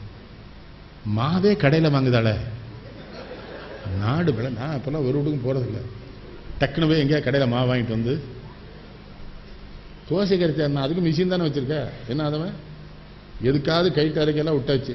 கைட்டெலாம் அரைஞ்சிருந்தா உடம்பு நல்லா இருந்திருக்கும், சுகப்பிரசவம் ஆகிருக்கும். கேட்டீங்களா? நெல் குத்தியிருந்தா சுகப்பிரசவம் ஆகிருக்கும். இப்போ எங்கள் அம்மாலாம் 9 பிள்ளை பார்த்துருக்காங்க, ஆரோக்கியமாக. எத்தனை இஸ்லாமியர்கள் வீட்டில் எத்தனை பிள்ளைகள் பிறகு. அந்த மதத்தில் ஒரு விஷயம் சொல்லுங்க. எனக்கு வாலி இருக்கான்ல, வாலி கவிஞர், அவன் பிறந்த உடனே அவன் அம்மாவுக்கு ஜன்னி வந்துட்டான், குழந்தைக்கு பால் கொடுக்க முடியல. அப்போ டிஸ்ட்ரிக்டில் ட்ரெஷரி ஆஃபீஸராக ஒரு முஸ்லீம் வந்திருக்காரு. அந்த முஸ்லீம் மனைவி தான் வாலிக்கு 6 மாதம் பால் கொடுத்துருக்கு. என்னையா மதமும் தாலி. ஜெயகாந்த் ஒரு சிறுகதையில் சொல்வார், ஒரு வைதிக பிராமணர் எங்கே போனாலும் செம்பு கொண்டு வார், அவரே தண்ணி பிடிச்சி குடிப்பார். நம்ம சென்னைக்கு போயிடுவார் மகனை பார்க்க. இந்த பக்கம் தான் அந்த பக்கம் போகிறதுக்குள்ள ஒரு ஊர்வலம் வந்துடும், மயங்கி விழுந்துருவார். அப்புறம் கொஞ்ச நேரம் கழிச்சு கண்ணை முழிப்பார். யாரோ ஒருத்தன் சூடாக டீ ஊற்றிட்டு இருப்பான். யாருன்னு பார்த்தா லுங்கி அடிஞ்சு குல்லா போட்டு ஒரு பாய் தான் டீயை போட்டுவார். அப்படியே முடிச்சிருவார் ஜெயகாந்தன். மதம் எங்கே இருக்குது? ரொம்ப மகிழ்ச்சி உங்களை பார்த்தேன். கடைசியாக கண்ணதாசன் நான் என்ன சொல்லணும்? சீரிய நெற்றி எங்கே, சிவந்தனல் இதழ்கள் எங்கே, கூறிய பார்வை எங்கே, குறுநகை போனதெங்கே? அம்மம்மா தீயிலிட்டார், அன்னையை தீயிலிட்டார், அண்ணலை தீயிலிட்டார், தீயவை நினையா நெஞ்சை தீயிலே கருக விட்டார், தீய சொல் சொல்லாவாயை தீயிலே எரிய விட்டார். என்னது? எது? யார் அது? நேரு இறந்தவுடனே. சாவே உனக்கொரு நாள் சாவு வந்து சேராதோ, சஞ்சலமே நீயும் ஒரு சஞ்சலத்தை காணாயோ, தீயே உனக்கொரு நாள் தீமூட்டி பாரோமோ, தெய்வமே உன்னையும் நாம் தேம்பி அளவையோமோ. நேருவை கொன்னதுனால தெய்வத்தையே.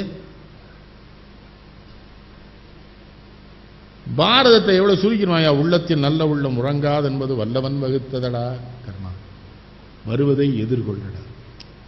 தாய்க்கு நீ மகன் இல்லை, தம்பிக்கு அண்ணன் இல்லை, ஊர்பழி ஏற்றாயடா கர்ணா. அதான் கண்ணன் கேரக்டர் எப்படி பேச வைக்கிறாரு, நானும் உன் பழி கொண்டேனடா. ஏன்னா குந்திக்கு இவன் பிறந்திருக்காங்கிறது கண்ணனுக்கு தெரியும், குந்தி மகன்.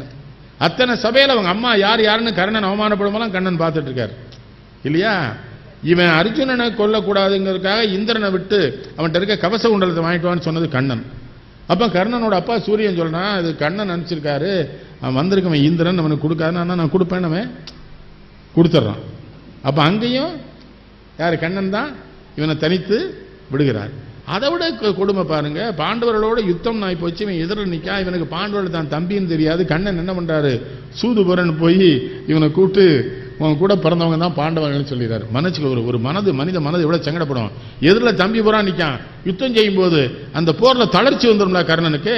அப்ப செஞ்சோறு போட்டான எனக்கு துரியோதனை, அவனுக்கு உண்மையா இருக்காமலும் நீ தான் ஏன் என்ன தடை பண்ணன்னு கேட்கான். அதுதான் என்னது? அதுக்கு தான் இவர் என்ன சொல்லாரு? வஞ்சகன் கண்ணனடாம்பார் சொல்லால. செஞ்சோற்று கடந்திருக்க சீராத இடம் சேர்ந்து வஞ்சத்தில் வீழ்ந்தாயடா கண்ணா, வஞ்சகன் கண்ணனடா. கண்ணன் பாத்திரம் அப்படி. தர்மன் மகன் முதலான அரிய காதல் தம்பியரோட அமர் மறைந்து தருக நான்மை செருவில் எனது உயிர் இணைய தோழருக்காக செஞ்சோற்று கடன் கழித்தேன், தேவர் கோவுக்கு உரைவரனர் கவசமும் குண்டலமும் மீந்தேன், குற்றபெரு நல்வினை பேர் உனக்கே தந்தேன், மருதிரை முன் தவழ்ந்தருளும் செங்கண் மாலே மாத. கண்ணன் கேட்கான் அவர்கிட்ட. தர்மனும் 5 பேர் எனக்கு தம்பின்னு சொல்லி எனக்கு கெடுத்திய மாமா, தேவர் கோவை விட்டு என் கவச குண்டலத்தை வாங்கினி. ஆனா என்ன தெரியுமா மாமா எனக்கு பெருமை? எல்லாருக்கும் கொடுக்கற நீ ஏன்ட்ட கையேந்தி என் புண்ணியம் பூரா வாங்கின பாத்தியா, அதான்டா நான் செய்தது. நான் பெற்ற நதிகமிழ்தாள் வணங்க பெற்றேன், மதிபெற்ற திருவுளத்தால் மதிக்கப்பெற்றேன், தென்பெற்ற துளா இளவல் கடப மார்பும் திருப்புயமும் தைவந்து தீண்டப்பட்டேன், ஊன் பெற்ற பகலினால் உணர்வழிந்து உணர்வோடு உன் திருநாமம் யான் பெற்ற பெரும் தவப்பேர். என்ன சொல்றான்னா, என்ன ஒரு தனியாளா விட்டு தானே மாமா நீ அடிச்ச எல்லாரையும் வச்சுக்கிட்டு, தனியாளா விட்டு நான் என்ன பண்றேன்? உனக்கு இன்னைக்கு என்னுடைய புண்ணியத்தை பூரா கொடுக்குறேன்னா, உன்னை கையேந்த வச்சேன்னா, இந்த இரு நிலத்தில் பிறந்தவங்களை என்னை விட பெருமை உடையவன் யாரு? இறந்து போனா புண்ணியத்தை பூரா கொடுக்கணும், அதை சொல்லியிருப்பார் வஞ்சகன். கீதையை சொல்லிடுவார, மரணத்தை எண்ணி கலங்கிடும் விஜயா மரணத்தின் தன்மை சொல்வேன், மானிடர் ஆன்மா மரணம் எய்தாது மறுபடி பிறந்திருக்கும், மேனியை கொல்வாய் வீரத்தில் அதுவும் ஒன்று, நீ விட்டு விட்டாலும் அவர்களின் மேனி வெந்துதான் தீரும் ஒரு நாள். புண்ணியம் இதுவென்று உலகம் சொன்னார், அந்த புண்ணியம் கண்ணனுக்கே போற்றுவார், போற்றலும் தோற்றலும் போகட்டும் கண்ணனுக்கே. கண்ணனே காட்டினான், கண்ணனே சாட்டினான், கண்ணனே கொலை செய்கின்றான், காண்டீவம் எழுக நின் கைவன்மை எழுக இக்களமெல்லாம் சிறவக்கார். மன்னனும் நானே, மக்களும் நானே, மரம் செடி கொடியும் நானே, சொன்னவன் கண்ணன் சொல்பவன் கண்ணன். துணி ஒண்ணு வேண்டாயா, கீதை முழுதும் படிக்க வேண்டாம் நீங்க, கீதையின் சாரம் இது கண்ணதாசனாலதான். இது முடியும். ரொம்ப மகிழ்ச்சி உங்களை பார்த்ததில். மாவட்ட நிர்வாகத்துக்கு நான் ரொம்ப நன்றி சொல்லணும். உண்மையில் ஐயா வந்து எனக்கு ரொம்ப மகிழ்ச்சி. வந்தது மட்டும் அவங்க பழகின விதம் கேட்டிங்களா, ரொம்ப இயல்பாக அன்பாக பேசினா. எந்த ஊரியான மயிலாடுதுறைன்னாங்க. பிள்ளைய கேட்டேன், பிள்ளை என்ன நட்சத்திரம் என்ன தேதின்னு கேட்டேன். ஆனால் இந்த விமானத்திலலாம் போனால் கூட வந்து அவன் பேசவே மாட்டேக்கானே. அவள் பிக் ஷாட்டான். இப்போ நாங்கள் என்ன லோ ஷாட்டா? என்ன மனுஷனடா இல்லைங்க. என்ன ஃபர்ஸ்ட் கிளாஸில் இருந்தாலும் பேச மாட்டேக்கானு. ஆனால் ஃபர்ஸ்ட் கிளாஸில் தான் திருட்டு போகுது. நிறைய பெரிய அதிகாரிகள் தான் வராங்க. எப்படி திருட்டு நடக்குன்னு நிறைய எடுத்து பழகி உங்கள்கிட்டையும் எடுத்துதான் போகிறது. என் தம்பி ஒருவே ஒன்றே லட்ச ரூபாய்க்கு மகா அமெரிக்காவில் வந்து செல்ஃபோன் வாங்கி கொடுத்துருக்கு. இந்த ஃபர்ஸ்ட் கிளாஸில் போனேன்னா பையில் வச்சுட்டு போன நான் பாத்திரமில் வச்சுட்டு போயிட்டான், தூக்கிட்டான் போல. பொண்ணா காலை விட்டானாச்சு. இந்த 1.5 லட்ச ரூபாய்க்கு நீ 1.5 லட்ச ரூபாய்க்கு வாங்கினு ரயிலில் சொல்லியிருப்பேன், எவனும் தூக்கிட்டான்னு. சில பேர் அதே சொல்லி எல்லாம் வந்துருமா, இது 1.5 லட்ச ரூபாயா எல்லாத்தையும் காட்டுவான். அவன் ஒருத்தன் கண்ணு வச்சிருவான். உன்ட்ட 1.5 லட்சம் இருக்கு, தப்பு, நம்ம எடுத்துட வேண்டியதான்.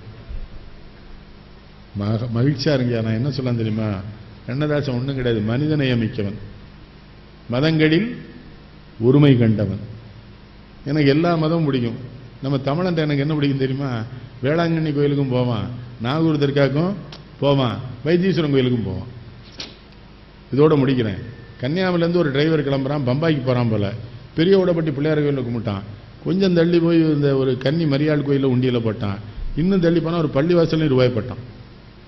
நான் உடனே காரை முன்னால் விட்டு மறிச்சவனை இறங்கி, என்ன தம்பி எல்லா கோயிலையும் உண்டியல் போட்டியேன்னு. ஐயா நான் மகாராஷ்டிராவுக்கு போகிறேன், பம்பாய்க்கு போகிறேன், அவ்வளோ தூரம் போகணும், நமக்கு ஏதாவது ஒரு ஆபத்து வந்தால் இவங்க 3 பேரில் யார் ரெஸ்ட்டில் இருக்காங்களோ அவங்க நம்மளை காப்பாற்றட்டும்னு. இவ்வளோதான் என் வாழ்க்கை. மதங்கள்லாம் ஏறாது, மதம்லாம் சொல்லாது. அந்த மதத்திலேருந்து ஒரு பையன் நம்ம பிள்ளைய கல்யாணம் பண்ணா, நான் ஒன்று சொன்னேன் மதம் எதுவும் தடை பண்ணு நினச்சேன். ஆனால் பிள்ளை பத்துட்டாங்களே, மதம் இடைஞ்சலே இல்லையே. அல்லாவும் ஸ்டாப் பண்ணலை, இயேசு கிறிஸ்துவும் நம்ம சாமியும் விட்டு தொலைங்க. பெரிய அநியாயமாக இருக்குது. அது மாதிரி பொம்பளை பிள்ளைகளுக்கு செல்ஃபோன், நான் சில கருத்து சொல்லிடணும் ஐயா முன்னால். பொம்பளை பிள்ளைகளுக்குலாம் செல்ஃபோன் வாங்கி கொடுக்காது, பெரிய கேடு. நான் வர்ற வழியெல்லாம் பார்க்க 2 மரத்துக்கு மத்தியிலேருந்து ஒரு பொம்பளை பிள்ளை பேசுது, அவள் அப்பாட்டே பேசும். வீட்டுக்குள்ளே குடும்பம்லாம் இருக்கும்போது பொம்பளை பிள்ளைக்கு ஃபோன் வந்தால் எந்திரிச்சு போச்சுன்னு இங்கே அடிங்க சவுட்டோட. அப்பா அம்மா முன்னால் பேச முடியாத பேச்சு, அது என்ன பேச்சு? தப்பு இல்லையா? சேலத்தில் கல்யாணம் பேசி முடித்த மாப்பிள்ளை ஒருத்தன் பொண்ணுக்கு செல்ஃபோன் வாங்கி கொடுத்தான். அந்த பிள்ளை தினசரி பேசிட்டே இருந்திருக்கு. கடைசியில் பார்த்தா வேற ஒரு பையன் கூட போயிட்டு. என் வளர்ப்பு பொண்ணுக்கு கல்யாணம் வச்சுருந்தேன். நிச்சயத்தன்னைக்கு அந்த மாப்பிள்ளையோட அம்மா வந்தா, ஒரு செல்ஃபோன் ஏட்ட நிட்டான். எதுக்குன்னு கேட்டேன். என் பையன் கொடுத்தான், பொண்ணுகிட்ட கொடுக்கணும்னா. 28ஆம் தேதி உன் பையன் தாலி கட்டினா தான் என் பொண்ணு உனக்கு மருமக, அவனுக்கு பொண்டாட்டி, இதெல்லாம் நீ வச்சுக்க, இல்லைன்னா கல்யாணத்தை நிறுத்திடுவோம்ட்டு. ஒரு நாடார் பொண்ணுங்க திருநெல்வேலியில் ஒரு இன்ஜினியரிங் காலேஜில் படிக்க, அவள் அப்பா கஷ்டப்பட்டு படிக்க வைக்காரு. அவர்கிட்ட எனக்கு 30,000 ஃபோன் வாங்கித்தான்னு சண்டை போட்டு. இந்த பொம்பளை சும்மா இருக்க மாட்டா தாய், என் பிள்ளை செத்து போயிருந்து இருக்கா. சாகிறேன்னு பிள்ளை சாகவே சாகாது. சாகணும்னு சொல்லுங்க சாகாது. சாகணும்னு நினைக்கிறவனா சொல்லவே மாட்டான், செத்துருவான். மிரட்டியிருக்கா, 30,000 கொடுத்துட்டாரு, கந்து வட்டிக்கு வாங்கி கொடுத்துருக்காரு. அது செல்ஃபோனுக்கு மேலே தான் அப்பா கூட சொல்லியிருக்கு, இன்னொரு 10,000 ரூபா கொண்டா 40,000 ரூபாய்க்கு ஃபோன். இந்த ஃபோனில் தமிழ்நாட்டில் ஒரு பெரிய பணக்காரன் ஐயா, 50 நிறுவனம் இருக்க மாட்டேன், அவன் 2,000 ஃபோன் தான் அந்த ஆள் வச்சிருக்கான். ஏன்னு கேட்டேன். பேசவும் கேட்கவும் தானே ஐயாங்க. இல்லை நம்ம ரொம்ப பிள்ளைகளை தப்பாக வளர்க்கும். இந்த ஆம்பளை பையன் இப்போ நீங்களாம் படிச்சிங்களாமா, பிறந்த நாள் அன்னைக்கு ஒப்பன்ட்டி ஆத்தாட்டியும் சண்டை போட்டு 1.5 லட்ச ரூபாய்க்கு மோட்டர் வாங்கி வேகமாக ஓட்டி பிறந்த நாள் அன்னைக்கே செத்து போயிட்டான் அந்த பையன். பெட்ரோல்கிட்ட சொல்லணும், பிள்ளைகள் வாழணுமா எல்லாம் வாங்கி கொடுக்காங்க. நாங்களாம் எங்கள் அப்பா முன்னால் உட்கார முடியாது இல்லையாத்தான், அந்த காலத்தில் முன்னால் போகவே மாட்டோம்.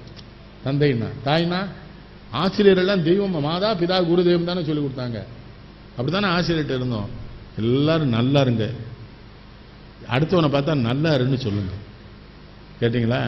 நல்லதே செய்யுங்க, நல்லதே நினைங்க. என்ன இருக்கோ அது கூட வாழ பாருங்க. அழவறிந்து வாழாதான் வாழ்க்கை உட போல வள்ளுவர் சொல்லாரு. 100 ரூபா வருமானம்னா 80 ரூபா செலவழிச்சா நிம்மதியாக இருப்பாங்க. பெரிய டிவி எதுக்குமா? அது அன்னைக்கு போயிருந்தோமே எவ்வளோ சொன்னா, 3.5 லட்ச ரூபான்னு ஒரு டிவி சொன்னால இல்லை சார் மாணிக்கம். நான் சொல்லிட்டேன் மருமனை நல்லா இருக்கேன்ட்டேன். 3.5 லட்சம் தானே டிவி. 3.5 லட்சத்தில் ஏழை பிள்ளைகள், ஒரு ஏழை பிள்ளைகள் 50 பிள்ளைகள் கல்யாணம் பண்ணிடலாம், 100 பிள்ளைகள் பண்ணலாம். எல்லாருக்கும் உதவுங்க. இன்னொரு வேண்டுகோள் கடைசியா, யாராவது வசதி இருக்கவங்க என்ன பண்ணுங்க, தினசரி ஒரு 100 திருக்குறள் வாங்கி ஆதவன் மாதிரி இங்கே வேலை பார்க்கவங்ககிட்ட கொடுத்து, பள்ளிக்கூடத்து பிள்ளைகள் ஆளுக்கு ஒரு திருக்குறளை இலவசமாக கொடுக்க சொல்லுங்கய்யா. கடவுள் உங்கள் வீட்டில் வந்து குடியிருப்பாங்க. வாழிய செந்தமிழ், வாழ்க நற்றமிழர், வாழிய பாரத மணி திருநாடு. புரியுதா? கண்ணதாசன்லாம் நிறைய இருக்கு. கண்ணதாசன் பதிப்பமே வந்துருக்கலாம். அதவன் நான் பார்த்தேன், போய் வாங்குங்க அதெல்லாம். ஆதவன் எனக்கு ரொம்ப அருமையா தமிழ் பேசுது இந்த பிள்ளை. 70 பிறந்தீங்க? 70 என் மூத்த பையனுக்கும் உனக்கும் ஒரே வயசு. அவன் பெரிய எழுத்தாளர் ஆயிட்டான். முயற்சி பண்ணுவோம். நல்லா பேசுறீங்க. பட்டிமன்றம்லாம் போறீங்களா? நான் கூப்பிட்றேன், வா ஒரு தடவை கூட வா, பயப்படாம வரணும். நான் நடுவர்னா பல பேர் வரமாட்டான். ஐயா உங்கள்கிட்ட சொல்லுவேன், கேள்வியே கேட்டே கொண்டுருவான் சண்டாளன் தான். அவன் ஏமாத்துறான். என்ன சொன்னார் திருவள்ளுவர், எப்பொழுது சொன்னார் திருவள்ளுவர், ஏன் சொன்னாருங்க சொல்லவே மாட்டேங்கான். ஏன்டா இவ்வளவு அழுத்தி அழுத்தி சொல்லி ஒரு திருக்குறள் சொன்னா கம்பராமாயணத்தில் 10 பாட்டு வச்சுட்டு 20 வருஷமா பட்டி பண்ண போறானே. நம்ம என்ன சும்மா விட மாட்டேன். ஒரு பையன் என்ன பண்ணான், ஒரு பாட்டை சொன்னேன், சொல்லுன்னு, தங்களுக்கு தெரியாததா நடுவர் அவர்களேன்னா. அவன் சாமர்த்தியம். நான் எவ்வளவு சாமர்த்தியம் தெரியும், தெரியாது சொல்லு.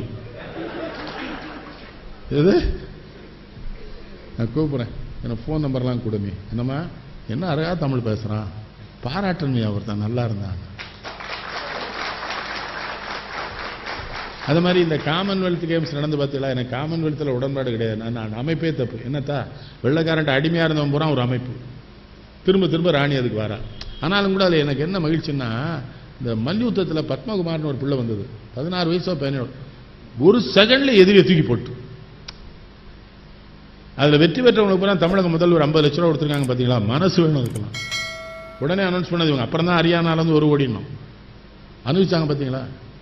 சில பேர் சொல்லுவான், கொடுக்கலாம் என்றுதான் கருதினேன், அரசாங்கத்தின் சூழலும் நிதி நிலைமையும் சரிவர ஒத்துழைக்காத காரணத்தினால் அவர்களுக்கு சான்றிதழையே நான் வழங்குகிறேன். வழங்குனேன் அந்த அம்மா. இந்த அம்மா எம்ஜிஆருடைய குணம் அது. 50 லட்சம். அப்பதானே அடுத்த பிள்ளைகள் விளையாடணும்னு நினைப்பான். இல்லை பூரா சோம்பி பிள்ளைகளையும் ஏமா அவங்கள்ட்ட சொல்லமா, பிள்ளைகளை படிப்படின்னு படுத்தாங்கம்மா. அப்போ அடுத்த ஜென்மத்தில் நீங்களாம் பேயாத்தான் பிறப்பீங்க. உங்களை மனுஷாவே நீங்கள் பறக்க மாட்டீங்க. படிக்கும் பிள்ளைகளுக்கு ஐயா வீட்லையும் சொல்ல, அவர் படிப்பார், அவர் பெரிய ஆளாக வந்துடுவார். நீங்கள் அவர் ஒன்றும் சொல்லாதீங்க. அவர் இஷ்டத்துக்கு இந்த பிளே ஸ்கூல்னு ஒன்று வச்சுருக்காங்க. அவர் என்ன விரும்புகிறாரு அதை படிக்கலாம். ஸ்கூல் அப்படி ஒரு ஸ்கூல் இருக்குல்ல ஐயா, அந்த குழந்தைகள் என்ன விரும்புதோ அதை படிக்கலாம். அது பாட்டு ஓடலாம், விளையாடலாம், சாடலாம். பாடா படுத்தி இந்த டீச்சர்கள் வேற பெரிய அநியாயம். டீச்சர்கள் எல்லாம் செக்கில் போட்டு தான் ஆட்டுவான் மேலே. செக்கில் டீச்சர்லாம் குழந்தைகிட்ட அன்பா இருக்கு. இல்லை இந்த ஒரு செய்தி பாக்கியராஜ் ஒரு படத்தில் காட்டுவான் தெரியுமா? இந்த முந்தானை முடிச்சா ஒரு பையன் லேட்டாக வருவான், கையை நீட்டுவான், புண்ணாக இருக்கும். பக்கத்தில் இருக்க பையன் சொல்லுவான், அவங்க அம்மா இறந்து போயிட்டாங்க, வீட்டு வேலை செய்யலைன்னா சித்தி சூடு வைக்கும்னு. பாக்கியராஜ் என்ன காட்டுறான் தெரியுமா? ஒரு பிள்ளை பள்ளிக்கூடத்துக்கு வரும்போது துன்பங்களில் வரலாம், வறுமையில் வரலாம், அதுக்கு தானே அந்த சீன் வச்சிருக்கா. இப்போ ஆசிரியர்கிட்ட பிள்ளைகிட்ட அன்பா பேசுங்க, பாடம் அப்படியே சொல்லி கொடுக்கணும். சில டீச்சர்லாம் உள்ள வந்தோடனே டியர் ஸ்டூடண்ட்ஸ் வாட் ஐ ஆம் டெல்லிங், அவன் நினைச்சிருவான் கொன்ற வேண்டியதான். என்னைக்கு வந்தாலும் வந்தவொடனே பாடம் எடுக்காளே, வந்தவொடனே பாடம் எடுக்கக்கூடாது. கொஞ்ச நேரம் பேசி விளையாட்டு சாப்பிட்டியா வச்சா கேட்டு அப்புறம் பாடம் நடத்துங்க. அதவன் நீங்கள் ஆசிரியரா அப்படி நடத்தணும். கணித ஆசிரியரா அப்புறம் கொஞ்சம் தள்ளியேறும். நமக்கு அதில் பாஸ் பண்ணனால தான் எங்கள் ஹெட் மாஸ்டருக்கே வருத்தம் வந்துட்டு. கணக்கில் சைவர் வாங்குவேன் நினச்சேன், 60 வாங்கிட்டேன்னா அருணாச்சல வாத்தியார் சொல்லி கொடுத்தாரு. சொன்னல ஊரை பற்றிலாம் பேச, மனோரா சினிமா பற்றியா, பராசரி பற்றியெல்லாம் அது அப்படியே கேட்டே இருப்பார். கேட்டே இருந்து டக்குன்னு என்ன ஒன்றா தெரியுமா, 2 கணக்கு போடுவோமா பாரு. அவர் என்ன எங்களுக்கு உணர்த்தினார்னா, நான் உங்களுக்கு ஆசிரியர் இல்லடா, உங்களுக்கு நண்பன் நான் சொல்லிட்டாரு. நாங்கள் என்ன நினச்சோம், ஒரு ஃப்ரெண்டு சொன்னால் கேட்கணும்லான்னு கேட்டோம். மற்ற வாத்தியான்லாம் உள்ளே வரும்போதே பெரம்போட ஸ்டாண்ட் ஒரு பேரை பழியில்னு அடிப்பார். அது நம்மளை பயங்காட்டு தரோம். அப்போயே நாங்கள் நினைக்கிறோம், இவன் ஏதோ அரக்கனுக்கு பிறந்தவன் ஆசிரியராக வந்துட்டானே, இந்த நாயை என்ன பண்ணுறதுன்னா நாங்கள் 5 கிலோ சரவடியை கட்டி விட்டுருவோம். எங்களால் முடிஞ்சு அவ்வளோதான். நீங்கள் தமிழ் வாத்தியார் தமிழே சொல்லி தெரியல எனக்கு. கற்க கசடர கற்றவை கற்றவை நிற்காதற்கத்தக கற்க கற்க கசடர கசடர அர்த்தம் அவள் சொல்லுதா. நிற்க நிற்க அதற்கு அதற்கு தகம்பார். உடனே நாங்களாம் விடுவோம் தக தக தக தக தக தக. நல்லா சந்தோஷமா இருந்தீங்களா ஐயா? எப்போது அப்படி இருங்க ஐயா. வாழ்க அந்தனர் வானவர் ஆனினம் வீழ்க தன்புணல் வேந்தனும் ஓங்குக ஆழ்க தீயதெல்லாம் அரண் நாமமே சூழ்க வையகமும் துயர்த்தீர்க.